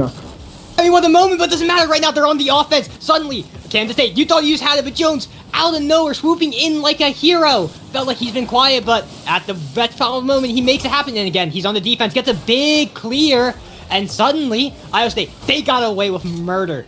And right now, though, they're still worrying about it. Boost is low. Jones is the only one, but a big hit there. Giro will actually just tap it over to the Kansas State side after attempted 50, but Techno will pinch this ball out. Will be met by Milky, no boost. Huge clears, gonna hit the ceiling. Will get met actually by Salty. Suddenly, here's an opportunity, tries to get a bump. No, won't do it, and Giro, he will get his clear. A little bit of tennis being played between these teams. Big clear, short possession, as Salty will send this all the way to the other side. Alien having to put it into the corner, but this might be a chance for Giro to at least throw something towards the Iowa State net. Moon pre-jumping, I guess would be a fair term, to make sure that this Iowa team can't develop anything. And I mean, if you have that kind of pressure, that's exactly what you want to do. Even if it is just sending the ball to the other half, if you know you have the pressure, if you know you have that kind of momentum, you need to hold on to it, although it doesn't look like they're going to be holding on to it because that's some low boost totals, although that bump sent the ball just completely backwards. Yeah, but Jones will be the one to meet it. He gets a reset. I don't think he can do much with it. Gets a touch, though. Beats one. It's going to be middle. Moon. No boost. No problem. Gets a full boost pad there, though. No issues. Make sure there's no sidewall double shenanigans happening. Salty, though. Big flicks. One-on-one here with Alien Tech, though. It's going to go to Jones. Is that in? No! It's on target. Salty redirects it in. 2-minute OT. Iowa State are on match point against Kansas State going into Game 6. Wow, just an absolute find there, I think, is the best way that I could say it, even with the fact that Recumbrant Jones didn't put that directly on net. A brilliant awareness there from Salty to make sure that he finished that up. And truthfully, let's not look past the fact that the only reason they were still in this overtime is because of that brilliant save from Recumbrant Jones. Just what a play, and great job from Iowa State to stay in this game. Yeah, I think it's fair to say that might be the best save of the entire season, right? If that goes in, Kansas State are on match point 3 in a row. But Jones keeps them alive, and suddenly they're on match point. But as we're speaking, Nebraska, they complete the sweep against Washington State, which means, I believe, I can't confirm it, but it's either, I believe it's going to be OKWU that face Washington State then? Am I correct in my logic? Washington State, OKWU? We can give it a quick check. I can look at the bracket, but actually, you can look at the bracket. I'll keep yapping. Yeah, I mean, I got it. what is Kansas State gonna do here? You feel like you have so much momentum going into that overtime with how much pressure you've been able to sustain, and all of a sudden, a beautiful save comes through, and just a solid 50 that the last man had to make, and the other team able to capitalize on it. I mean, if you're Kansas State, I feel like you might have just as much pressure as you had in that game 3 to make sure that you're converting, because now you're on match point. Right now, as we go underway, we are seeing here that right now, I think the pressure is going to be on here. Kansas State got ball control. No, Salty that will deny it. As we keep on going, Moon will meet it. But as we were saying, these game results we see. Yes, it is correct. Washington State will be playing OKW. The loser of this game will be playing Texas Tech in the lowers. But right now, Salty will try to break the hearts of Kansas State, who felt a glimmer of hope. And there's a big demo! Is that going to be it? No, it's going to be saved by Giro, and the next person there is going to be Moon. Respawn won't be enough. But right now, the pressure is suddenly back on to Iowa State, but they felt like they had a moment there. Felt like they had a moment there, and I feel like that's been a lot of what Iowa State's game has been, sitting there and saying, okay, Kansas State, you're going to throw a lot of stuff at us, but we're going to be the ones to manage it. We're going to be the ones to organize it as that shot will go on, but I don't think there was enough power from Alien Techno's touch to make that reach the net before the last defender respawned in, and we're going to have to play on. Yeah, there's a chance here, Joe. There's a mishap between the two Kansas State players. All right, now Salty, he takes control. Boost isn't looking perfect, gets beat out by Moon. Jones, though, out of the net will just clear it far, and it's going to be a second here before the defender gets to. It's actually technically a shot. Don't know fun so far, but Salty will be meeting this. Moon can't quite get a touch. Milky, no boost. Won't be meeting it. We'll get the mid right, though, as suddenly we see Giro. He is low. Heck no, he has enough boost to clear his ball out. I say that. Salty just absolutely beats him. Now Moon, he has taken good control, which he does so perfectly. Sees a teammate infield, tries to pass it. Giro gets a touch. We'll get the boost steal. Salty, it's now his turn to get it out, but Milky will opt to Calm to take it instead. Well, Kansas State are going to be holding on to the pressure here as a shot does go on net from Giro. Alien Techno very quick to follow that up, and an awkward defender. Is that going to be enough with the bump to follow it up? Moon, I mean, obviously not a fast shot, but good play from Alien Techno here to realize the awkward defender and get the bump through to secure their first goal. Yeah, Salty, he thought that first one was going to be the issue, but no, Techno doesn't get it, and that bump screws it over hard, and suddenly, Kansas State, another opportunity. They scored a goal. They didn't last game, but if we see what last game was like, that might be enough, but we've also seen games where we've seen like 5 goals, 6 goals. So, might not be enough either, but Salty, he's just 15 the entire Kansas State team at the moment. Jones, pinches it out. Techno's going to try to shoot that. Goes very high, actually. Salty has no problems whatsoever clearing his ball out, but Giro will meet it. Tries to stick around. Moon will take it. Tries to go for a double here. Will he do so? Puts it middle, but Jones will be able to stop the shot there from Giro as Milky. No, doesn't get the boost, and suddenly, there's an open breakaway there as Techno scores it. It's 2-0 up for Kansas State. All things considered, that was a pretty difficult angle there. Giro able to clear out that last defender, I think, that just respawned. And then Alien Techno realizing, hey, this is an open net. I just need to hit the ball just the right way. And Kansas State, they're going to go up 2. This isn't the first time they've gone up 2, but at least last time they went up 2, they won the game. So does that mean we're in for a Game 7 Champions Field? We still got 2 minutes to see what that result will be. Giro air dribbles across, gets the final boost touch there. Techno tries to put a shot on Jones, can't save it. Top right placement by Alien Techno. And suddenly, this game feels like it's getting out of hands. The sounds of Champions Field are starting to ring in the players' ears. Absolutely, no, just a great find there from Alien, placing it as far right as possible, essentially. It had to ring off the post in order for it to go in. In Kansas State, they're going to have some good momentum going into the rest of this game as they're not stopping with their pressure, still throwing shots towards the Iowa State net. Even with 3 goals up, some teams might get complacent, might sit there and say, we have enough, we need to just make sure they don't score, but hey, if you have something that's working, why stop doing it? As Alien will put this on the backboard. 2 defenders up to try and make the save. We'll see if Moon can jump on it. No. Jiro able to catch up to it, but an awkward bounce. I shouldn't say that because Alien Techno obviously just fully had that red. As Kansas State dominating the field right now. It's been all Kansas State in this game. It feels like 60% of the ball possession is theirs. But right now, Jones is going to try to get this ball out, start something as a minute rises. Champions Field all the more and more likely as every second ticks away. Here, Jiro's going to try to put a shot and confirm it. And with that 4th goal, it's all but guaranteed. Of course, we're going to Game 7. We're going to Champions Field between these 2 teams. Where else would we be?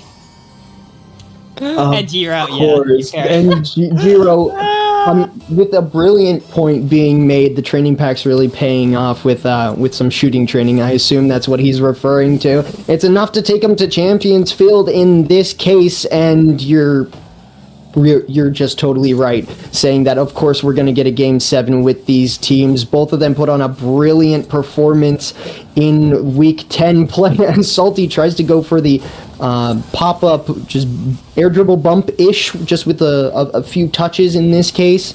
Of course, both of these teams are going to be going to Champions Field. We wouldn't want it any other way for our 2-3 matchup.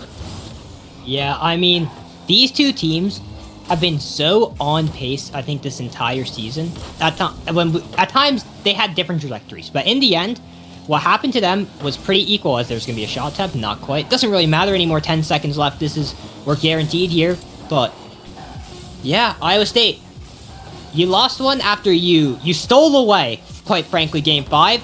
You aren't able to do the same here in Game 6, and now the 5th goal there for Kansas State, but it does not matter. And we just played 6 games. It does not matter. Champions Field. Everything else prior to that, just throw it away. It all comes down to now.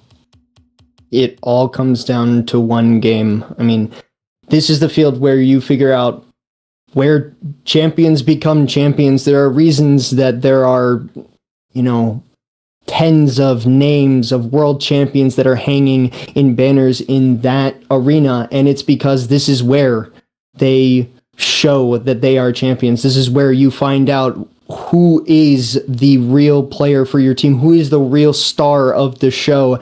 And in this case, Kansas State probably going in with a little bit more momentum, but this game's been back and forth. This entire series has been back and forth.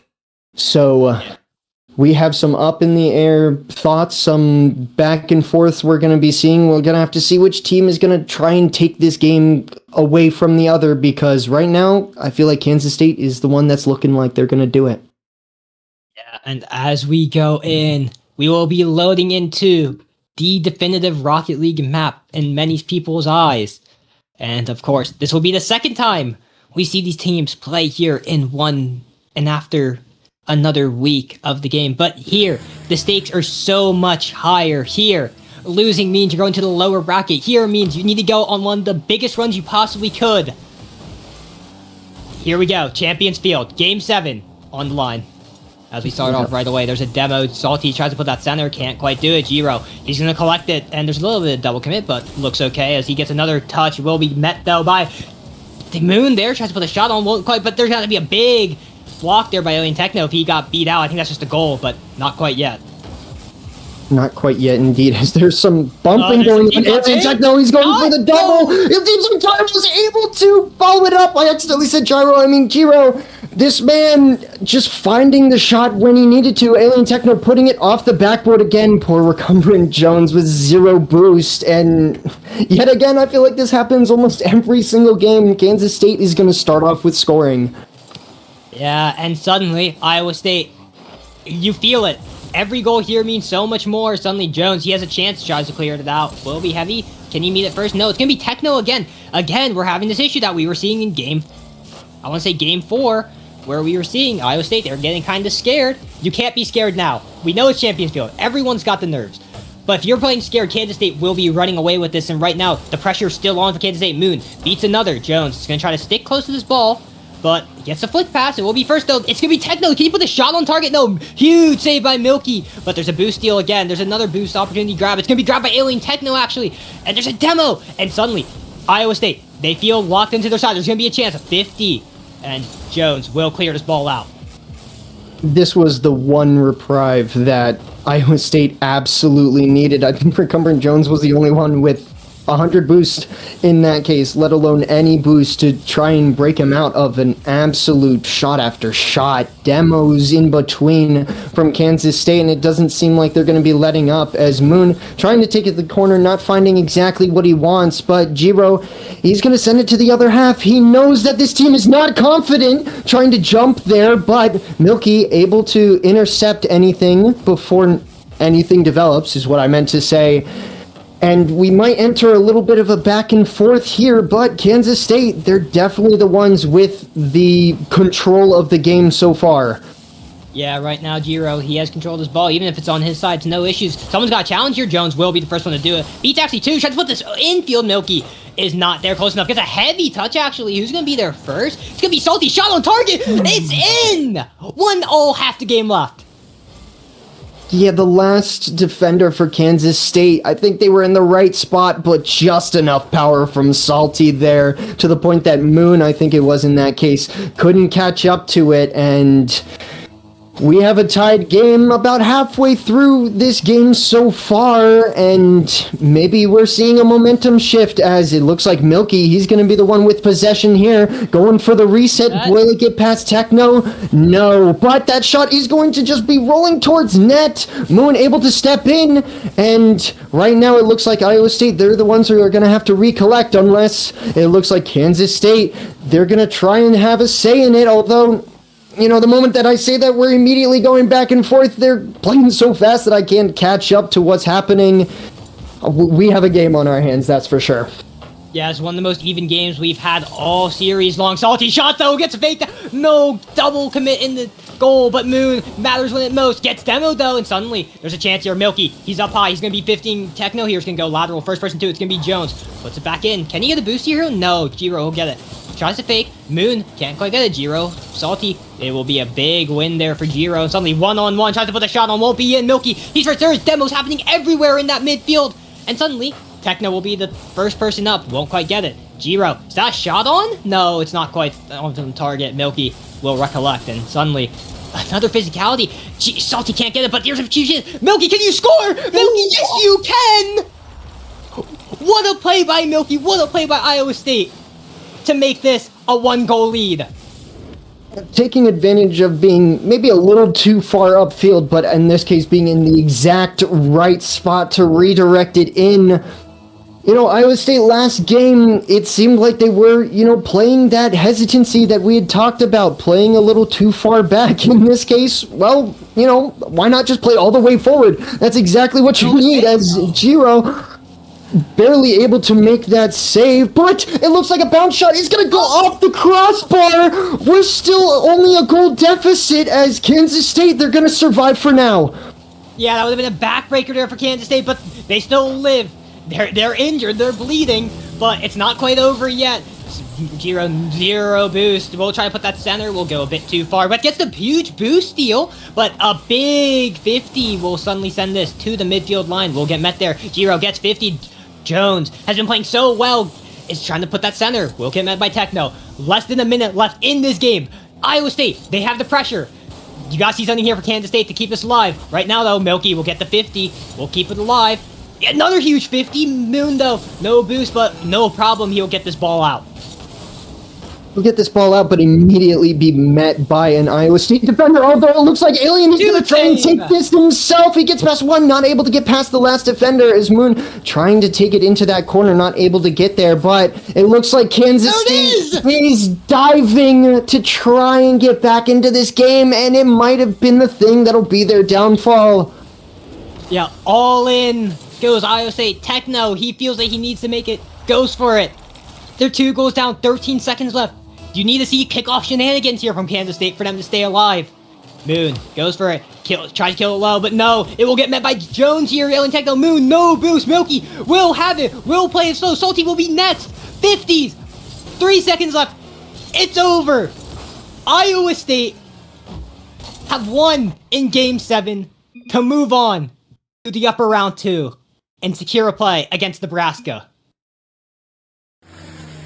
What a beautiful series in this case, as Iowa State are the ones that'll come out on top. And, you can sit there and say maybe it was a little bit of just overcommitting from Kansas State as that game started to come to an end. But Iowa State, they were the ones that, held solid throughout this entire series. Yeah, they had their moments. Yeah, they had these small hiccups. But even with all the pressure that Kansas State, game after game, were putting on, I'm pretty sure for most of these games, Kansas State were the ones with the most amount of shots. But beautiful performance here from Iowa State to stick it through all the way until the end, going to Game 7, just exactly what you want to see out of a back and forth series in this case. Yeah, well, let's talk to one of the players that were there on the pitch. Let's talk to Milky.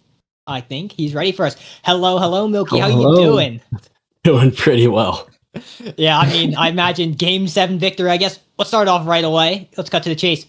You guys won Game 7. You guys were on match point. Then Kansas State, obviously, they had probably the most dominant victory in the entire series. And then in the end, you guys win it out. What's the feeling like post-game? Shaky a little bit, just with excitement. Feeling pretty good. Obviously, Game 7 win. It was close for a while too. What a series. Yeah, and I feel like I've said it so many times throughout this entire series. It was a beautiful series. It was a great series to watch and really back and forth. And I feel like I should maybe ask some questions related to that. With a game 7, a best of 7 series, that requires a lot more mental. And this proved to show just that, in the sense that, you guys went up 2, and then Kansas State immediately came back answering with their own 2 games.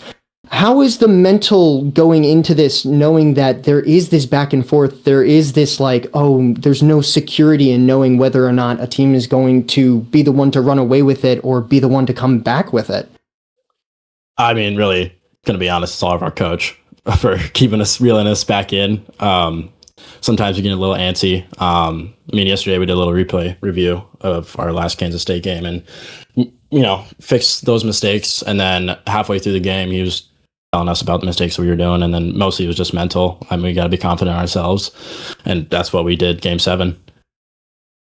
Yeah, fair enough. And I just want to ask, what's the feeling like when you guys, there was a moment there, you're on defense, you're playing, Recumbent Jones passes it up to you after you have a big thing. What's the comms like? What's the vibes like the moment that went in? He was like, it's open. And I was pooping my pants. I was like, I luckily went in, and oh my gosh, I've never been more nervous in my life. Yeah. Well, the nerves were high, but you guys stuck to it the entire way through. And I will ask one more question before I go ahead and let you go celebrate with the team and all that. You guys have pretty big uppers match coming up against Nebraska. What are the thoughts going into that? How is everything feeling? We're feeling confident in ourselves for sure. We beat them once, we can do it again. Congrats for them for the number 1 seed. All love. But we're just confident in ourselves, and we can play our game, and we can win this whole thing. Shout out Fast. Yeah. Once again, congratulations. We won't hold you for that much longer now. We will leave you to your things. Go celebrate with your team. Yeah. Shout out my teammates. Shout out my coach. I love him. So yeah. We'll see you again later, a different day on Sunday. I appreciate you guys. Yep, have a good one. Have a good one. You too. Well, I don't think we're done for that. I think we are officially now moving on to a lower round 1 game against 2 teams that obviously didn't get quite what they wanted. OKWU, Washington State. They both got swept. So they're going to see, can one of them bounce back and start their run? And which one will we be saying goodbye to after tonight? What are your thoughts? I know it's crazy to think that we're already going to be saying goodbye to a team. I don't know if it's me just stressing out already. No, I feel that. But, wow. Both of these teams, obviously OKWU, the 2nd seed coming out of the South, now are under fire to possibly be eliminated. Obviously, Washington State, they're the 4th seed, so maybe some people might sit there and say, oh yeah, that's expected or something like that. But I feel like this is probably going to be a pretty evenly set match, and obviously both of these teams getting swept in their previous games. The confidence isn't going to be high for either of them, so maybe it's going to be a case of who finds their footing first and runs away with it. It's going to be a mental battle, that's for sure. Yeah, and right now, obviously, don't look below us. That does say Kansas State, Iowa State still. That will be changing here soon enough. But yeah, and I don't think either of us actually had this as our lower seed, did we? Did I actually have this? I think I did actually have this one. I don't believe I had it because I had Kansas State going through. So I'm talking about the OKW Washington State game. oh wait, is this complete? Oh, this is completely different. Jeez. Hold on, I'd have to check. I'm still so locked in on that last series. I apologize. Oh my goodness. That's There's so much happening right now. As I scroll to it, oh my goodness, I got a lot of scrolling to do before I can even get there. I have OKWU winning in a game 7. Oh no, another game 7. No. Yeah, I think I have Washington State winning this one. So Okay, all right. So it's even on the desk, at least. yeah, even on the desk indeed. But as we are about to see, there will be the start of the next game here. We will be seeing on the blue side OKW, Washington State on the orange. About to start up here any second now.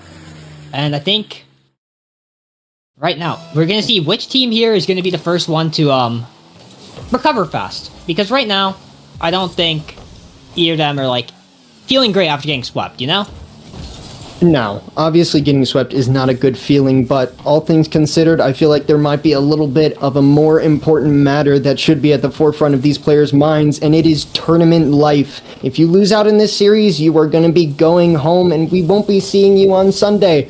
So, both of these teams, I mean, at least maybe I should say us, we got to buckle up because we probably have a crazy series on our hands. Yeah, and I think as we're watching this game go on, I think it's official. Kansas State, Texas Tech will be happening tonight as well. And suddenly, OKW will be scoring. Yeah, I will go ahead and point out, I don't know if they will continue to do it, but Texas Tech does have their own stream going on. So if you want to be keeping track of course, this game, along with, I guess in this case, the other elimination game, you guys can be at the front of figuring out who's going to be knocked out. But right now, in this game, we don't know yet because we got a tied game. Yeah, I'm trying to figure stuff out, man, and I'm confused. It's 1-0. Congrats to Washington State, you've suddenly recovered, and I think both of these teams, they know they're playing for their lives at this point. The loser of this, their run is over. Simply put, these last 10 weeks, this will be your final weekend. As Nuki tries to put a shot on, can't quite do it. Koro gets this ball out. Low boost though. We'll meet Skeleton Jack here, and he will clear this ball out completely okay. Keep it on the orange side here as Knight tries for something, but Nienta, no. I think Nienta has got to be the team player here for Washington State that steps up. He's the guy who I've been so impressed by, and I think he was the guy who did a lot of stepping up in their reverse sweep against Michigan. Yeah, absolutely. And I mean, it's been someone who, throughout the entire season, has been sort of their player, I feel like is a very fair statement to make. Obviously, Koro has been sort of the, second man solid player, but Nienta, when they needed someone to pop off, when they needed someone to score, they called on him as he threatens a double tap there. With a little bit of pressure coming out from Washington State sort of recovering after having that goal to catch back up, but I don't know, we're just going to have to see. I don't think that either of these teams played each other in non-conference, so this is actually the first match we're going to see of two teams from different conferences not playing each other. These two teams are, not used to running into each other in conference play, so a lot of unfamiliar faces for both of these teams. Obviously, if they scrimmed each other, that's a little bit of a different story, but relative to league play, we haven't seen this yet. Yeah, and I think that's going to be a very big thing here in this game one. It's going to be a bit of a feeler game, They're trying to figure out who is the player that we can target? Where is the section of the map that we can target? What style of plays works best? And right now, I think we saw that right now, Strider sees that them missing is probably a very good strat for them. Although, I don't think it's going to be very sustainable in this, but Skeleton Jack can't quite get the read, and it's 1 goal up for Washington State. Goal up for Washington State indeed, as hopefully that'll be a little bit of a nudge in the right direction, maybe a little bit of encouragement for them. I know that Strider isn't normally their main striker, so to say, but taking advantage of good opportunities is always what you want out of a player, even if they were more of the defensive, solid back, I guess would be a good way to say it for the team, as we're going to go for the rest of this game with maybe a little bit of Washington pressure here. Yeah, right now, though, it's going to be here. Strider's going to try to get up, puts it down, won't get met by anyone other than Knight, but Nienta sticks around. This can be Koro 50 here, but right now the boost total is looking kind of rough for 2 of the players here on OKW, but Nuki will just clear this right out, and the 50 is a bit neutral, but a follow-up will first happen from OKW, who just suddenly had plenty of space left by Washington State, and they were able to tie it up. Yeah, a little bit of indecision here from Koro. I think he turned to-face the ball, but it was going over him by, I don't know, like a crossbar's height, and a little bit of a blackout moment there, unable to make a decision and just didn't get behind the ball, although it seems like no blackout happening here, just a kickoff goal that, wow, a momentum killer, I think is a great way to say it.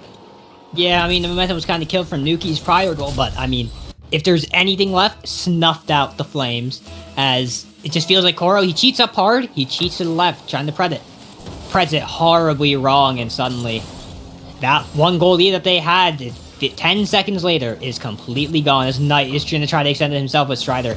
Will meet it, Nuki puts it center, Skeleton Jack, can you reach it? Yes, he can! Infield play gets met by Skeleton Jack, and suddenly the lead here is doubled for OKW. Yeah, beautiful read to pop it off of the sidewall, get a lot of power going towards that center field, and Skeleton Jack, all he had to do was reach for it to tap it in.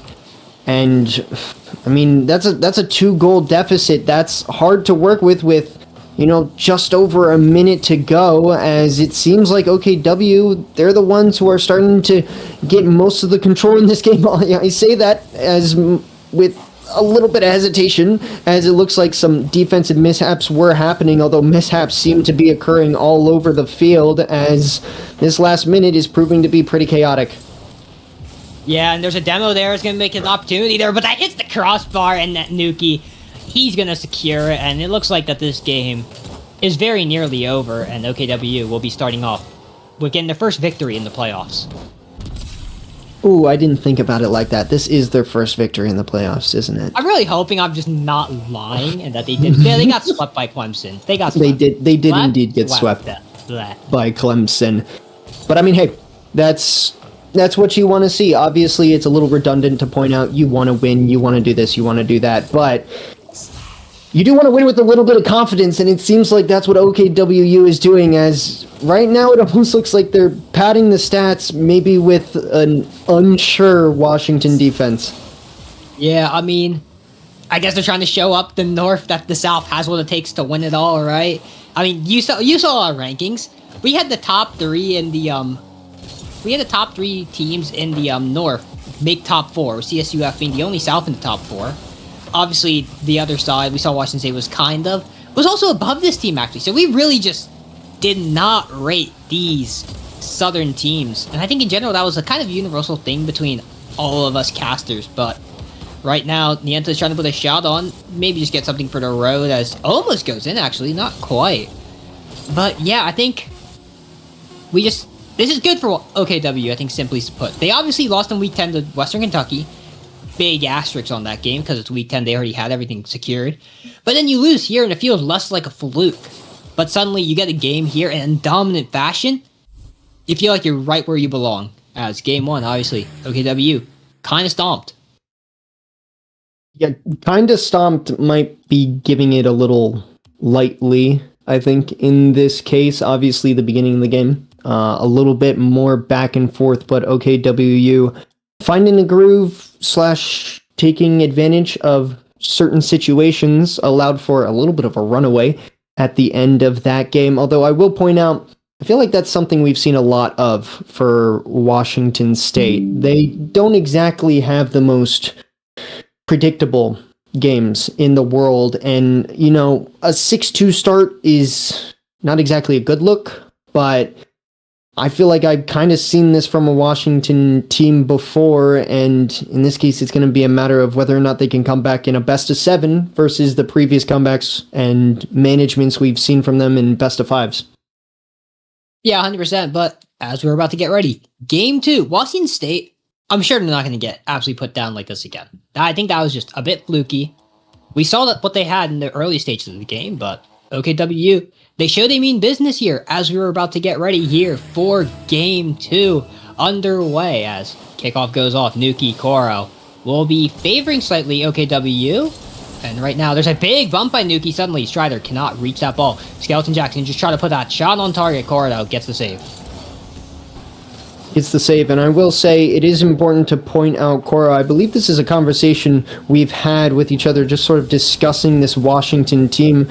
Cora, in the beginning of the season, was one of their rocks, one of their solid players, as he does get the save there, and he's going to follow it up, getting it past another defender. It's going to get sent towards the wall, and Nienta, a little bit of a backwards possession there. He's going to have to take a 50 from Nuki, but Koro, he's been sort of their rock guy, and as this season has gone on, I believe we've even gotten words from him saying so that he doesn't feel like the team has been performing to the sort of height that they expect, and that's something that coming into this playoffs, I feel like a lot of people were wondering if we were going to see, as Strider putting an absolute ripper into the top right corner. Kuro, he's going to follow it up, maybe looking for a center here. He's able to get it past one. Strider following it, and I think that's an open net for Nienta. Washington going to start off with the scoring this time. Yeah, and good pressure done here. Koro puts it mid. Knight can't quite reach it. Even if Strider doesn't get there, he makes Nuki rush, and he doesn't get a good touch. Nienta able to clean that up well. Puts the third man into an aggressive position, recognizing that he has a shot. 1 goal lead, a minute to go. A minute gone. And I feel like Washington still holding on to pressure as Strider going for a sidewall read. I don't think I've really ever seen him go for something like that in league play, so I like to see a little bit of confidence coming through on with these teams, even if, you did just come back from a 4-0 sweep. It's good to make sure you're still trying to maybe give a little bit of surprise as an infield pass is coming through. That is an absolute dime to the top left corner. Skeleton Jack. I don't think you could have placed that better. I mean, genuinely might have been the perfect play there for them, right? Nuki, spectacular infield pass. Skeleton Jack genuinely might have been the perfect shot, right? He has the power, 124 kph, and it's top left. You're not saving that in any world. I mean, that's gorgeous. I can't say anything else. But right now, not Kansas State. OKWU trying to get this ball out. Koro though is able to deny it, but he blocks Nienta's clear. And right now, Washington State, they're back to the drawing board. They are back to the drawing board indeed. Although Nienta, he's going to send this up maybe to Koro. Koro's going to turn around on that. Actually, never mind. Nienta's going to step in front of him. Koro decided to go later. A little bit of calming that obviously, in this case, the caster is not aware of, and he's trying to predict them. Obviously, I shouldn't be trying to predict this Washington State team. If I've learned one thing from my entire season of trying to predict them, that's kind of a bad idea. I've lost a lot of predictions to these guys. Is that net is going to be wide open for this OKWU team? I don't know if I talked that into existence or not, but oh no. Koro, Strider, they got called up on each other, and wide open might be a stretch. The entire net was covered except the very dead center where it was placed. But, Koro, Strider just get tangled with each other, and it means that they can't reach the ball in time. Nuki, though, has to make a save as the shot comes from Strider. Koro gets the sidewall. It doesn't really help him, though. Jack's going to clear this out well. Shot attempt, maybe? No, just bounces out. But Nienta's actually going to meet it. Very weak. There is no issue there for Skeleton Jack, who's been playing fairly well in these last few games. Knight has actually been the quiet one for OKWU, and I thought Knight's been pretty solid, but huge shot by Nienta, bottom left, gets it past 2 to tie the game up. Well, this is what Nienta has done so much throughout this entire season, finding the exact corner that these defenders are not going to be in, reading off of a double touch in this case. That's the kind of player that you want. If that ball is flying towards that backboard, I want Nienta there because he's going to convert these kind of things, and he's going to be the one to keep Washington in this game. Yeah, but right now, though, it's an all-tied game. It's anyone's game, for a matter of fact. This is much better for Washington State compared to game 1. I feel like it doesn't take much to do it. Koro is going to try to make this a lead. Cannot do it. Skeleton Jack, again, I've said this guy's name so many times, and he's been playing it well. Nuki also gets a corner touch, which... obviously, his name we've speaked into existence multiple times as well. Nienta tries to go for the redirect. Can't quite do it. Nuki is able to tee it up, and Strider has to get a lateral touch to make sure it's not possessed. Yeah, and this is what I sort of expected from this series. You know, a 2-2 score line where it's a matter of which team is going to be the one to step up to make a great play, whether it's Nienta getting a beautiful read off the back wall, as it seems like, I think in that case it was coming off the ceiling, but nonetheless, exactly what you want to see as a pinch comes through. That is going to bounce, but I don't think anyone was there. A little bit of expectation from both teams, thinking that someone was going to beat them there, but in this case it's going to result in eventually OKWU possession. Skeleton Jack looking centered this time. Some beautiful infield passes are coming through for this OKW team as Strider does put a shot on net, maybe just testing the waters, seeing if anything will work. Gonna do the same thing here. Nienta going above the net this time, maybe trying to add a little bit of style to what has worked so far, at least throughout this entire season. In this case, just gonna put a shot on net. It's gonna be a little high, and Koro, he's gonna have to get this touch in the corner. Yeah, if there's one thing you can say about Nienta, you cannot say he's ever not confident. This guy will be going for it a clip every single moment, trying to make something happen for his team all by himself. But right now, 5 seconds remain. We're about to go to overtime here unless we see an opportunity to get 4 in, but Koro, he puts it up to the wall, actually. Will get met by Nienta. Doesn't get the boost, though, and Knight is just going to ground this. And we're going to overtime here in Game 2. OKW, are you going to be up 2-0? Make a good start to your series, or it's going to be all tied up, and we're going to start playing a BO5. I will say I'm not going to call anything, but I feel a BO5 coming our way as Strider in this case just has to throw it over the last defender. Doesn't need any power. There's a little bit of a smoke screen there in Knight. He could have no way of seeing where that ball was going, and hey, BO5 underway. Yeah, and I love that from Koro. He got physical. He took 2 players out. There's 1 player remaining. Just beat out the 1. And it's completely open. Just a shot there in the end is more than enough. You didn't even need that, honestly. You would have had an open set. But, I mean, look at the shot total from both of these teams. And that kind of does sum up the game really heavily. 13 shots from Washington State. I mean, absolutely brutal bullying from them onto the net. OKWU, only 5. And they all came from Skeleton Jack, which they are force-feeding him, it feels like. Nuki loves the infield pass. Both of the infield passes were spectacular. Skeleton Jack scored one of the nicest, I think, infield passes I've seen all conference long. I think it's fair to say, but doesn't matter. Washington State, they got the game. It's 1-1. Yeah, well, and this is exactly what you want to see when it comes to playoffs, right? You want to see these teams finding these opportunities, finding these moments, even though in this case, obviously, OKWU, not the one to win out in the game, but still showing signs of life. And that's a brilliant thing, even though you lose, right? Sure, the series is 1-1, but you want to still have signs that you are competing. And right now, both of these teams are competing as we go into game number 3 for this elimination match. Yeah, Skeleton Jack wins the kickoff pretty handily, actually. Tries to beat Koro, but no. Of course, Koro's not going to get beat out that easily. Puts it center, actually. Nienta will meet it. He's going for a double, maybe? No, Nuki will just make sure there's no glimpse of hope for that. But I say that, off the post was that 50 by Strider. Skeleton Jack tries to counterattack, but will get met there. Bit of a double commit from Washington State. A bit of panicky moments after what felt like something came out of nowhere. And there's a miss, though, as I'm talking about panicky moments. Nienta shot not even on target. But right now, both of these teams are putting attempts on net, even if they're not getting fully registered.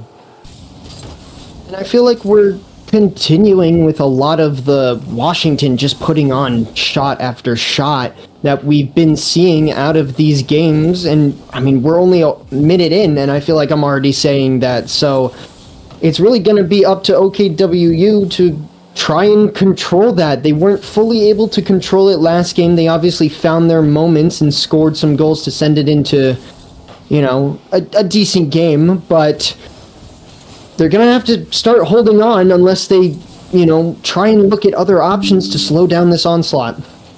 It's very all in here by Washington State, oddly enough. There is no person. Everyone's was above that midfield line. Okay, Coral. I was about to say, Cora does score. He gets a bit of a high shot on the first one. He had to expand that net, you know? He had to bait the defender out. And we got a game crush. We do have a game crash coming through from the OKWU side. We'll have to see how things are going to be managed for that. But nonetheless, so far, good showing from both of these teams. Yeah, I don't know if we have match admin on now that we're talking. Yeah, I think we can just do a simple reset, kickoff at 3:42, and I think we're okay. Because I think that crash happened right in the goal replay, right? So I think we're all okay. I believe so. Yes, we will go ahead and get that sorted out as this game is currently on pause. I think things are getting a little bit of a restart, but we're going to have to see. A lot of the times, Rocket League, known for its technical issues, known for not exactly being the most stable game in the world, but we're going to get right back into it. That goal is going to be upheld as Nienta going to see if maybe they can get another one here, bumping the last defender. All Strider has to do is put that on net, and they're up 2-0. Yeah, and I mean, Washington State, they will not lose. Even the pause there for a second, it's plenty for them. They can score another goal right immediately. We got lucky. We got thankfully fortunate there. A bit of a game crash happened during the goal replay. So, you know, just pause the kickoff if we can just start over. No time lost, no issues had whatsoever. But right now, though, Washington State, that pause meant nothing to them as they're going to try to put a third shot on. No, Nuki will beat them as he's going to try to do something here. But right now, Washington State had... It feels like they're having like a bit of their moment. But as I say that, Nuki just puts a shot. What a bar down thing to a 1-goal game. There was a defender in net, but... Oh, there were 2 defenders in net, I should correct myself, but... You're not going to do too much when that ball goes streaking straight above you and barred down right in front of you. There's not too much you can do, and OKWU, even after a little bit of a hesitation from that game crash, are immediately back in this and tying the game 2-2. I mean, we were, I think, 30 seconds ago, maybe, not even. I was talking about Washington State. They got good coverage. They're feeling good. They have control of this game. It's been 30 seconds since then. It's a tied game. Skeleton Jack's about to have a moment here. No, it's going to be Nuki, because Skeleton Jack has just been taken to the grave once more. But right now, Strider's going to try to get a 50 here. We'll go vertical. Knight will meet it up, though.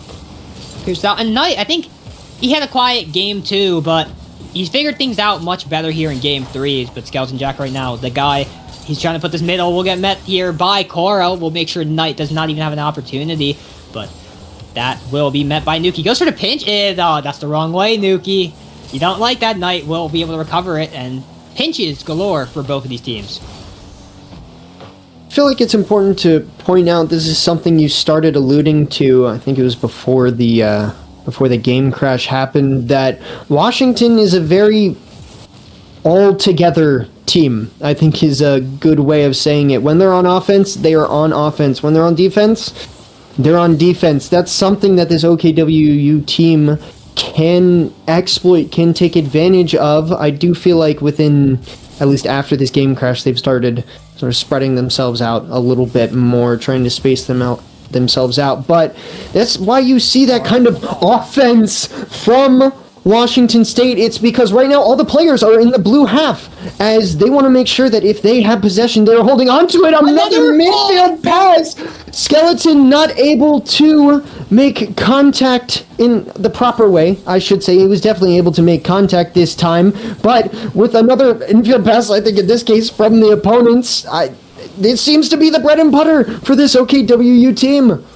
Yeah, bread and butter was exactly what I'm going to say. And more specifically, it's the bread and butter of Skeleton Jack's on the receiving end. And he's absolutely sending that thing into that back section of WSU's side. But right now, Nuki, he's going to try to get control. Try to do a musty. No, gets cut off by Strider.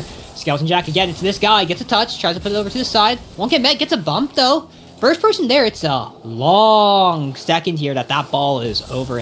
But that ball is just now floating across. A minute left. Tied game. Whoever wins this will be up 2-1 in the series, I believe.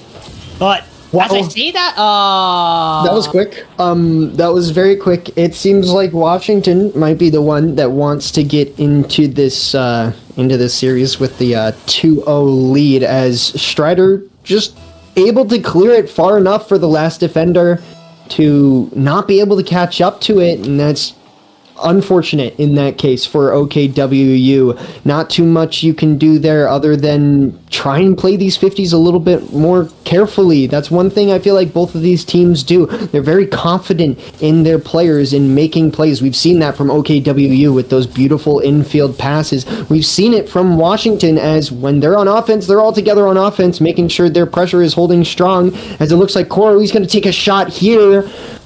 But nonetheless, that's something that both of these teams, as Strider goes for a double. I think that's the first time I've ever seen him go for that. I like to see this kind of Strider in these playoff situations. I don't know if I want to see that kind of defense from him. Yeah, I mean, Nuki just tried to play shots. It's not even on target. I think Jack would have reached it. Strider feels he has to make a play, which, fair enough, but he just keeps it near. And I was going to say, OKW, they scored a goal. They had a lead 6 seconds left, and they lost it. They had much more time to tie it up, and they do successfully. Final 10 seconds. Nienta, he has boost. He has a chance. He gets a chance. No, he gets bumped off. He cannot get the double tap here. Skeleton Jack will try to play it near. Koro tries to put a shot on. Will be wide. Nuki, what's his choice? He will kill it. Back in overtime. Winner will go up 2-1 in the series. And right now, it looks like Nuki will be the one to start. Nuki, he has control, gets met by Strider, but Knight will be there next. Gets a huge touch. He will be met by Koro, puts it to the side. Skeleton Jack, though, will be there. And Strider, again, gets beat out, though. And suddenly, Washington State, they're on defense. They're on defense, but it does seem like they're holding on. Nienta just got 100 boost. He's going to see if he can do anything with it. Gets past the first man, but 2 more defenders waiting for him just after that. A little bit of an awkward touch off the sidewall there from Strider. He's going to opt to take the boost here. Maybe just play it a little slow. That's going to be past both the defenders. Nuki able to turn around fast enough to get that. And Nienta trying to play the sidewall there, but a good cut in there from, I believe it was Knight, to make sure that this game will go in their favor as they get possession and score. Yeah, there's a dem there. Koro can't get there. There's another dem there on Nienta. That's the huge one. He would have been the guy to save it most likely, but with him gone, huge ammo by Knight to make this an OKW 2-1. And after a bit of a loss there, Nuki DC, he's back. He scores the OT goal. And I want to say, I think the weird thing there was Strider, he beat 2 defenders. You know what I didn't see? I didn't see an all-in Washington State play there. There was no second man. And that was one of the few times I think we see that. And if there was one there, I think they win the game. Yeah. Yeah, I think in that last little bit, it was both of the other 2 players just diving. And that's how OKWU was able to take advantage. When you're diving, there's only so many directions that you can go. You leave your options for driving pretty open for any offensive player who wants to try and, steal a demo, steal a bump. In this case, Washington, not in the right spot, not with them all together, I should say, not all in it for that defensive play, and in that case, it falls through. Yeah, but we will be jumping over here to Aquadome, I believe. I genuinely, or is it Utopia? It's Aquadome. Okay, we'll be playing on Aquadome here. If there's a win from Okay, sorry. Is this game 5 or game 4? I'm actually just now lost. This is game 4. This is game 4. We're Okay. getting into game 4 as OKW just went up 2-1 in the series. This is going to be a very important match because we might have match point coming in. Yeah, but right now the big thoughts are going to be on whether or not we see a big chance here. Strider tries to put a shot on Knight, will deny Bakoro. Big response here from WSU early enough to make sure that they show that they're still here. Yeah, in this case, I think it was a little bit of that all-in Washington State defense. All the players were practically, I don't want to say practically hugging the goal line, but they were all very close to the play, and it did result in something, as maybe we might see a little bit of a glimpse of this again. Nienta putting it center. Koro's going to be there to try and follow it up really fast. That at least stops a counterattack from happening. Although with that awkward pop, I don't think we're going to be seeing any kind of counterattack. A little too slow, I guess would be the right word, of a play there from this OKW offense, and a massive 50 is going to shut down any possible comeback within that play. Yeah, Nienta takes one out and absolutely does Skeleton Jack, and Koro gets technically an infield pass. You can call it. It was more just a 50 that goes infield. But now 2-0 down. OKW View. They've been here before, and they've come back here before. But right now, Koro is going to try to make sure they can't, but gets a touch, but Skeleton Jack will be there. Nienta can't put on target, but now Knight will clear it out. Goes for his own ceiling shot, but gets blocked by Strider. And now another shot is just directly on net. Is Nuki there in time? No! Washington State already are just putting goal after goal after goal. It's a hat trick for Koro. I know I kind of want to say the word finally, because I feel like if we were getting the conversion of, shots to goals from this Washington State team, they would be putting up more goals per game. And this is exactly what you'd expect from a team that shoots, I think, one of the highest shots per game percentages, or at least amounts, I should say, in the entire league. So, as much as you could sit there and say, oh yeah, Washington State really showing up right now, I feel like this should be an expectation in a way, especially from what we saw from them in the beginning of the season. Yeah, right now the Knight is going to try to get this ball down the pitch. It will get met by a double commit on the Washington State side.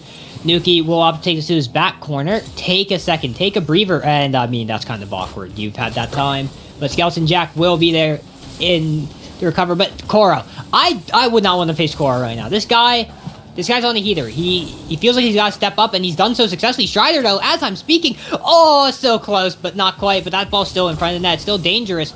Skeleton Jack, though, big clear, but Strider puts it very vertical. Nienta, his turn. No, non-target. Next shot, it's going to be met by Strider. All in again by Washington State. They do this. They're comfortable with this. But now it's going to get my lateral touch, and Knight will clear it out. They'll clear it out, but I don't think they're going to really hold on to it for too long, as they're bumping each other a little bit on this defense. I feel like I've seen some very awkward defensive plays here from OKWU, as that is a little bit of an own goal there, but just not the same confidence we've seen in previous games.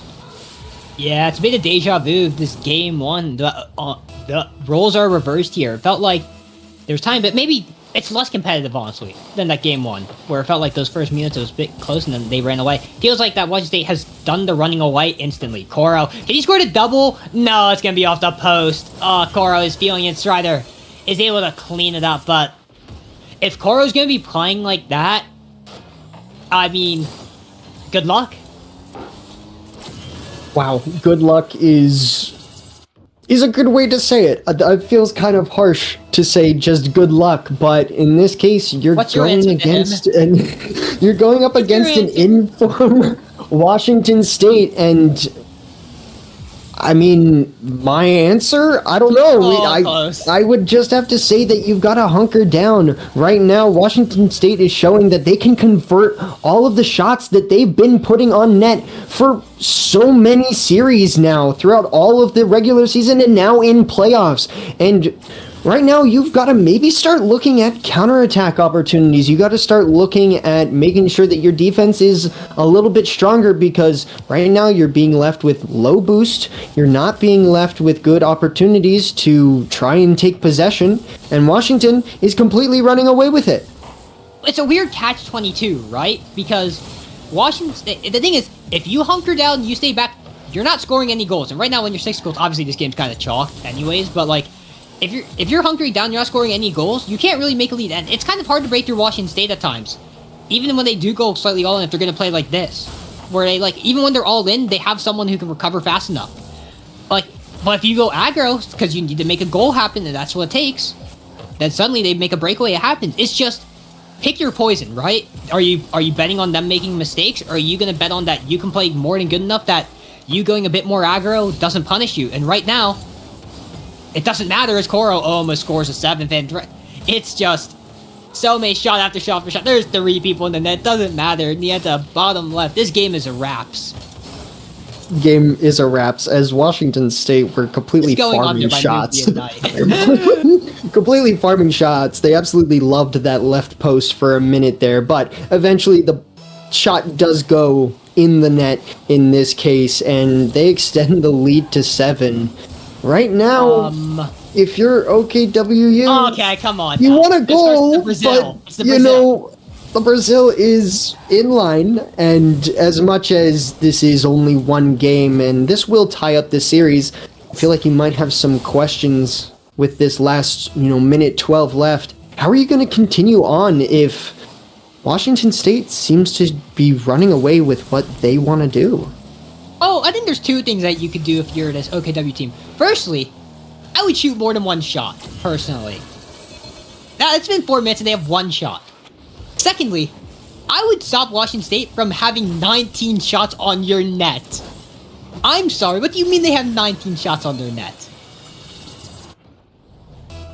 I mean, listen, the scoreboards don't lie, and as much as you can sit there and say, oh yeah, don't let the opponents shoot 19 times on your net, it's never really, ever that easy. Yeah. And OKWU, they're gonna have to try and figure out something, as we're still in this last minute. I feel like we've been in this last minute for the past 5 minutes. I feel like it's been an entire 2 games, I should say, watching this game try and sort of come to an end. A little bit of an infield here. Knight gonna maybe try and start getting their offense developed. We will be looking at a Barcelona here. I don't know if that score is gonna stay the same, but at least if you're OKWU, you're looking at some positives with getting some goals in the waning seconds of this game. Yeah, so the last time we saw a score like this, we don't really see these often in the MCC. The last time we saw it, though, was Washington State versus Michigan.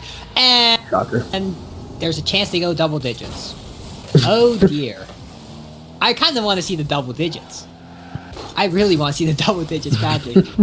I mean, this is a big game for Washington State to win, right?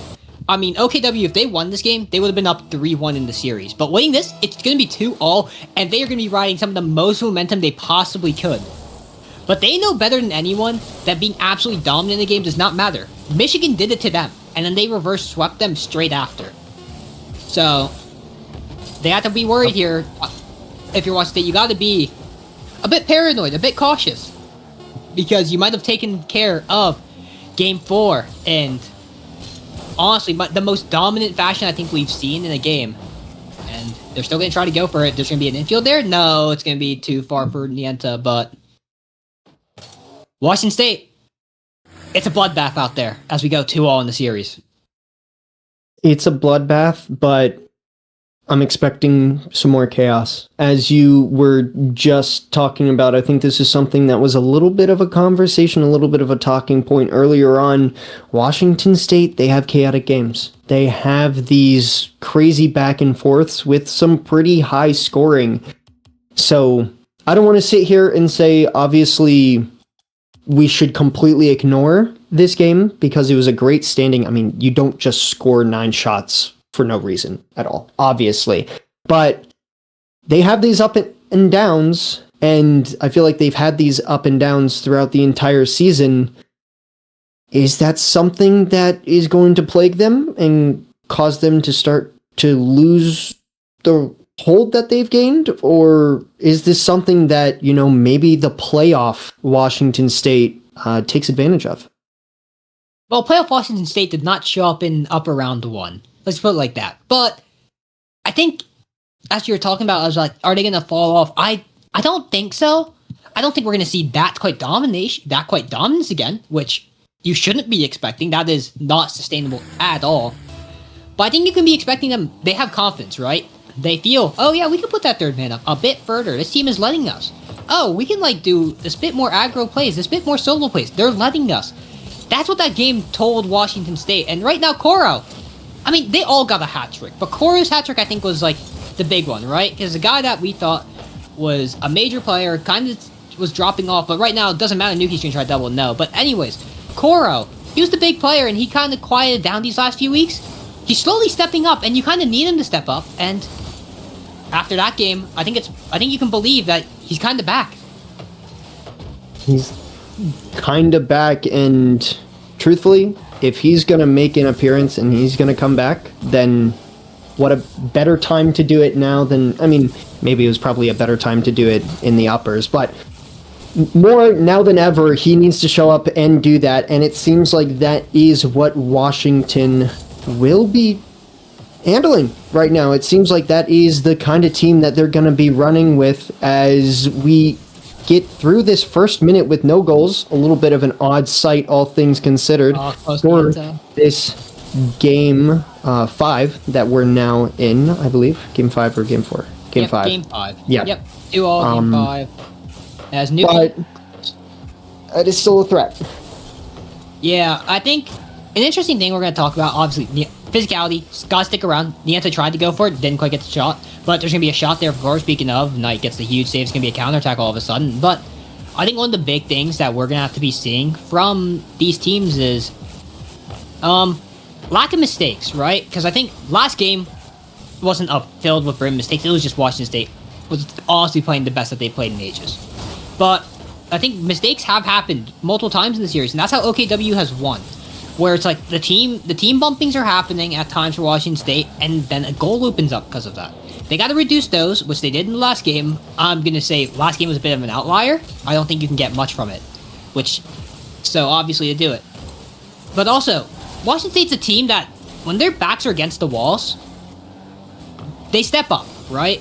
Their backs were against the walls. Their playoff hopes were dead in the water after that game 2 against Michigan. Backs against the wall. One more loss and they're gone. They pull out the reverse sweep to keep the season going. They're on elimination line now here, right? Any series loss, they're gone. They know that. They know what the stakes are. Double Elam is like that. I think that's when Washington State is at their strongest. And we will have to see them at their strongest, as it looks like they are going to go down 1-0 in this game after some good aggression from this OKWU team. Nuki getting a demo there to disrupt the diving defenders, the sort of scrambling defenders there from Washington. And OKWU, they're the team in this game that look like they have the opportunity to control the pace. Yeah, 100%, but Coro is going to receive a pass there from Nienta, and suddenly Nuki's all alone, but here we go. Strider should make this a bit more all-in for Washington State. The boost totals are kind of low other than Coro, but he's a bit further back. It's Nienta who's going to have to chill out here. He's going to have to make sure his team isn't in trouble. Gets a touch that will be met by a Coro, but Nuki will just 50 that straight into the corner, but Strider will clear this away. Skelson Jack, though, will stick around, tries to 50, will go lateral. Who's going to be first? It's going to be Strider. And this ball has been going lateral a lot right now, but a demo suddenly. An opening there, but a flick, and again, OKW, they have a bit of pressure, but they actually haven't gotten a shot off. Yeah, well, and their only shot that ended up converting in this case was off of a demo, so maybe we're going to have to see a little bit of aggression from them to try and crack this Washington defense, as it looks like an attempt there does come through. Nuki not able to get the 50 he wanted. Nienta trying to look for a double, and an own goal comes through! Ah, Jesus! Oh no! First off, Nienta, what in the world is this? Firstly, fair enough. You get the center. That would have been good on its own. Yeah, I mean, sure. We'll just say Nienta just mind controlled them or something. Yeah, that was just a great play. I use that one in my ranked games all the time, and it gets used on me. But right now, Nuki is gonna try to deny, but with a double, but will not happen. It's 1-1. A minute left. Are we gonna see overtime here in this series after OKW own goal their way into a tied game? Well, it's going to be a mental game. That is for sure. That's something that we started talking about before this match started. As Koro, he's going to go for a shot. There's some awkward OKW defenders are still going to scrape it up enough to make a play. As Nuki's going to look center to Jack, trying to maybe get a touch back to Nuki. It's not going to follow through in this case. In Washington, they're going to have some aggression coming through, but it's a little displaced as Skeleton Jack able to step on it, might be able to follow this after stealing boost. Not quite, but that boost steal is very important. He does get a demo here as Nuki. He's going to be able to get the ball. These defenders are pretty low on boost, although Nienta, he does have full, and he's going to send it to the ground to send us into overtime. Yeah, overtime, here we go. This is a very big game here. Winner will be on match point. We'll be in the same scenario that we saw last game, Iowa State, Kansas State. But right now, Strider, he's collecting the ball. He's trying to pass one. Knight will deny it. That boost will stay around. No one will collect it. The boost totals are low between everyone, but everyone picks up. Skeleton Jack, huge save. Nienta goes up into the corner, and right now, there's a miss from Nuki. Who's going to be first? It's going to be Koro. Shots too weak, and with that low, weak shot, there will be a double commit, and Strider just heavy hit into the back wall. Into the back wall, Koro's going to take a shot of his own. Knight able to step up on it, and maybe a counterattack opportunity. One demo coming through. I'm a little blind with my cams. I couldn't see what was happening. Knight jumping on the opportunity, although that ball is going to be lobbed. Oh! And it doesn't seem like the last OKW defender could catch up to it. 0 boost for Skeleton Jack. 12 boost. Uses it to catch up. 12 boost. Not quite. He can't reach it. And match point for Washington State. Well, 2 chances for Washington State. OKWU are 1 game away from being eliminated. I mean, that's a game that shouldn't have even gone to overtime. OKW own gold.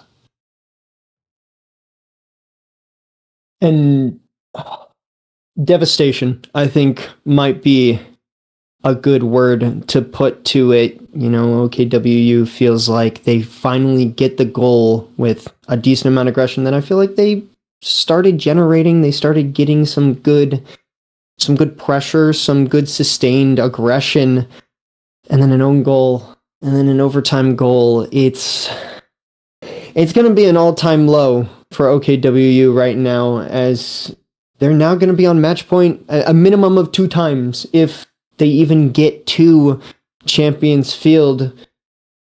We're going to have to see some serious changes, serious plays coming out from OKWU. Yeah, and I think as we are talking here, the other lower bracket game has finished, and Texas Tech have lost to Kansas State. Kansas State will be moving on to lower round 2. And we will be saying goodbye to the first team of the MCC playoffs. Texas Tech, thank you so much for joining us. Good game, but their run ends with top 8. But right now, OKWU, will you be joining your fellow Southern team here, having the amount of Southern teams left? Or will we be seeing a chance at Game 7 here? Right now, we go off. Koro can't do anything about that. Skeleton Jack does a heavy clear. And I just got information that game, the Kansas State Texas Tech game, 4-1 victory for Kansas State. Okay. Still a very solid performance. Texas Tech was a team that, you know, they had some score lines or some series results that looked a little negative for the team, but nonetheless, they put CSUF in a decent amount of overtimes. They put some solid performances up, but I'm sitting here talking about a completely different team as Washington now capitalize on a lost OKWU defender. Yeah, and that's not the start you want if you're OKWU. Backs are against the walls. One game separates you from going home or having another chance to keep on going. But right now, Washington State, they're in the driver's seat. There's a big 50. Nienta's trying to put the shot on, won't be on target. Koro can't finish it either. And then Nuki goes in and out, gets the ball out, is able to beat one. Skeleton Jack just tries to put this on the side. The boost totals are low here. Knight puts a shot on Skeleton Jack. Huge bump. It's 1-0, and that physicality opens up the goal. It is all of that aggression that has been what OKWU needs. It's what helped them get their goal in that last game, and it's what is going to help them get back into this game, because we have a tied series, although that awkward touch in the midfield, not what you want, as Koro does pull a shot on net, but Skeleton Jack able to get behind it in enough time. There were two defenders there, so, double the commit, double the chances, I guess would be a nice way to say it, but OKWU at least staying alive for now. Yeah, right now, though, it's a big worry here. Nienta's got 50. It's going to be out all the way, but Nuki's going to be meeting it. He's putting it to the left wall. There's going to be no one there. It's actually going to be Koro who keeps it on the back half. Nienta tries to get a clear out, but that's just going to be met by Knight.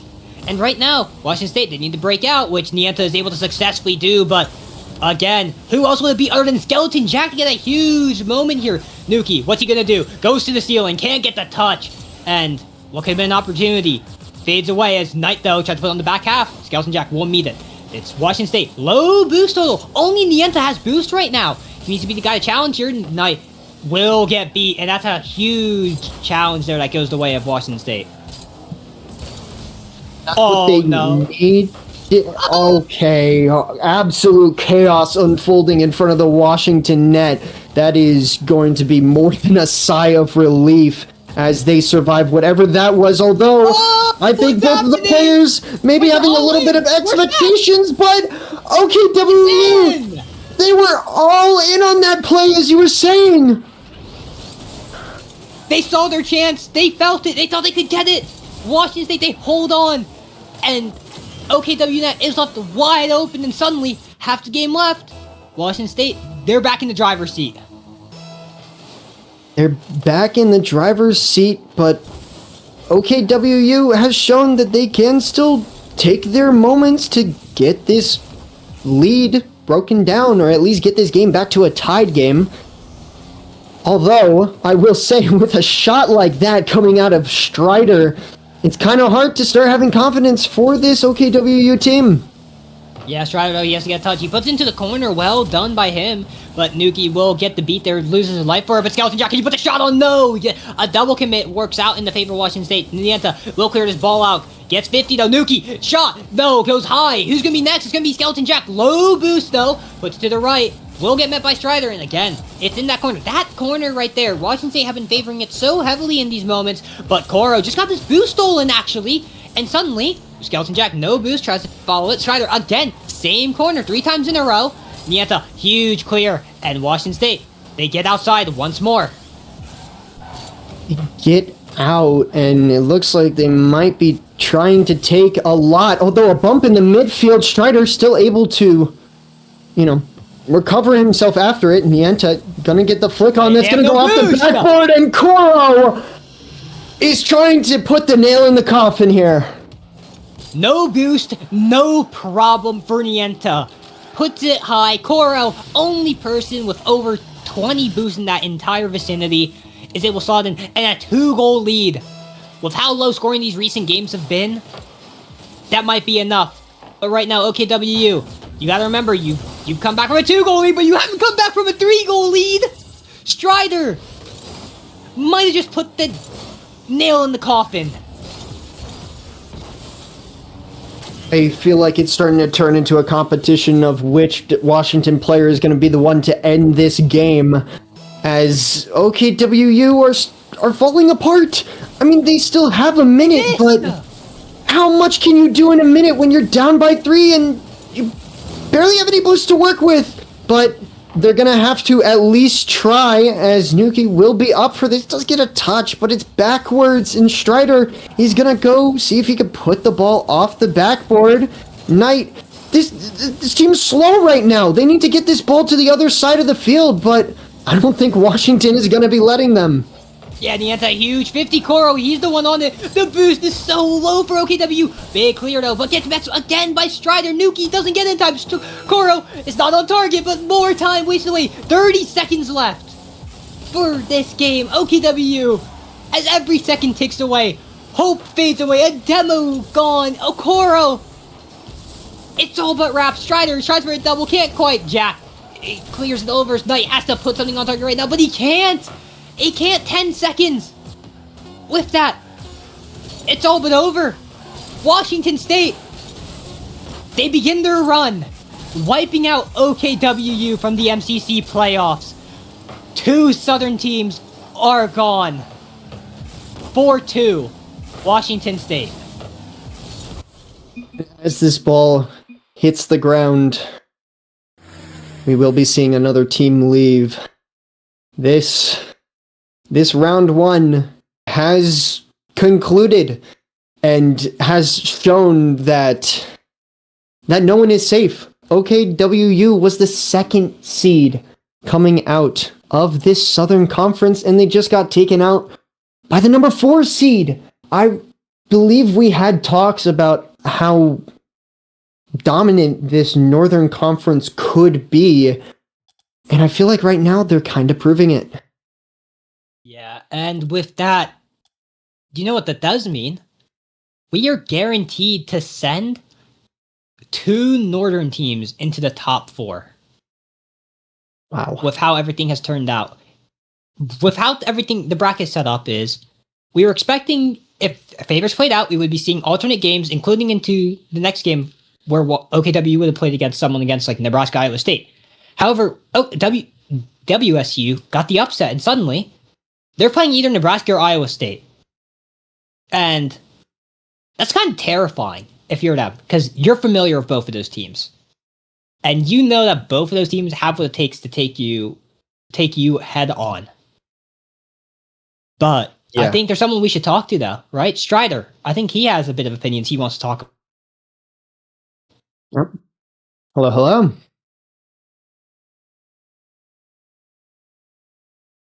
Strider, you are there? Huh? Well, this is kind of unfortunate. Kind of unfortunate. Might be figuring out the. Sorry, it took mic. a second Yeah, to there connect. you go. There we go. Okay, there you go. Hey, how you doing? Hello. How you doing, Strider? I'm doing good. How are you guys? Oh, that was a fun game you Entertaining gave us, series. so that's pretty great.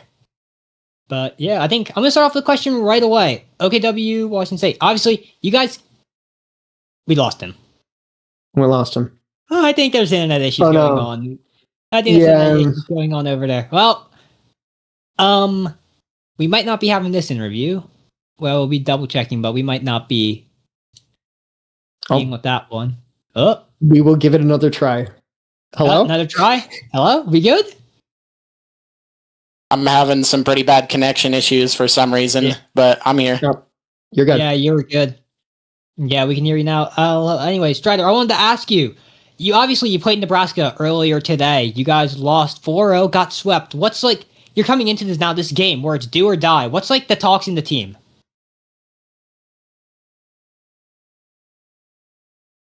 Sorry, can you guys say that one more time? Yeah. Yeah, I got you. So you guys obviously got swept by Nebraska in upper round 1. Then you had to come into Yes. this game soon on the same day. You have to play OKWU. Your lives are on the line. What's the vibes in the team? What are the thoughts, the conversations happening beforehand? We're dealing with some pretty bad inconsistency, and I think we're all good players mechanically. We just have a mindset thing that we need to get through. And so we've just been focusing on adapting best we can, and just making it as far as we can. Yeah. I think that's a brilliant way to say it. One thing I think is fair to say going into sort of the later half of the season, some of those inconsistencies started plaguing and causing for some matches maybe to not turn your way. Obviously, is that something you guys have, constantly been looking at, and that's something that you're mainly focusing on coming into playoffs, or are you still maybe looking at individual parts of some of the teams that you're facing and tackling some of those issues? What takes priority right now? Mainly just working well together. I think we're going through this patch mainly because we just haven't been able to play together, and we're a fairly new team. Like, I haven't known these guys for very long, and we're just making the best of it and growing together with what we can. But we've missed a lot of practices lately, and that's going to hurt our play. So we're just trying to, like I said, just trying to play the best we can together. 100%. And ask you just like one more question before we let you go off on your way. Obviously, you're now into the lower round 2. You're guaranteed to play against either Nebraska or Iowa State. Both teams you've played in the past. Is there a certain team you want to play again as a rematch? I mean, they all seem like good teams, and they'll all give us opportunity to grow. So I don't really have any bias towards any specific team. I'm just glad to be here, and I think Koro and Nienta kind of share that sentiment. We're really here to grow, so we really appreciate MCC for that.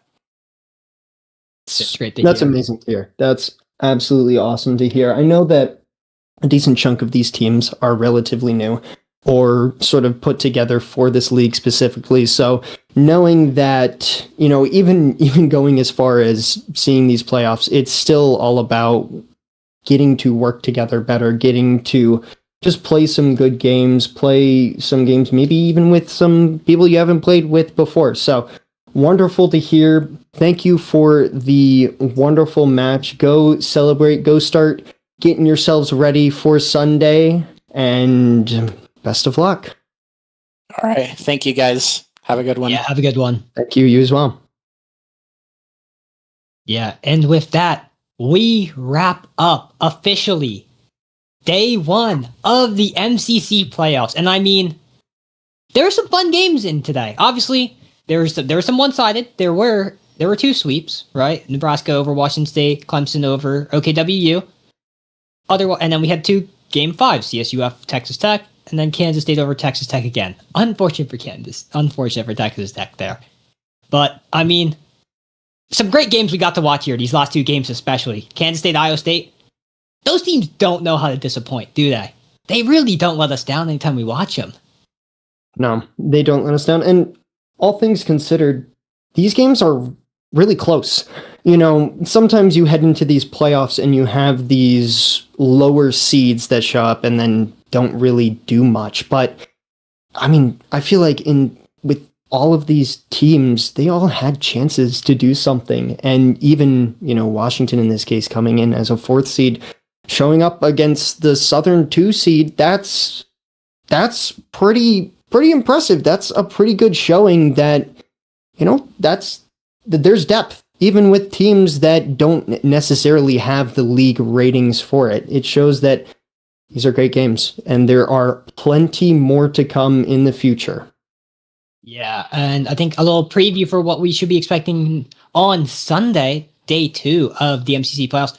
Nebraska v. Iowa State and CSUF v. Clemson.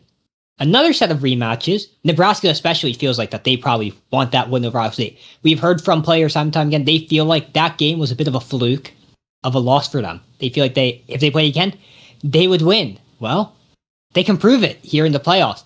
CSUF Clemson. CSUF really wanted to face Beans. They didn't have that chance before. Well, they get to prove it. And then Washington State and Kansas State. The run's not over. They still have one more life.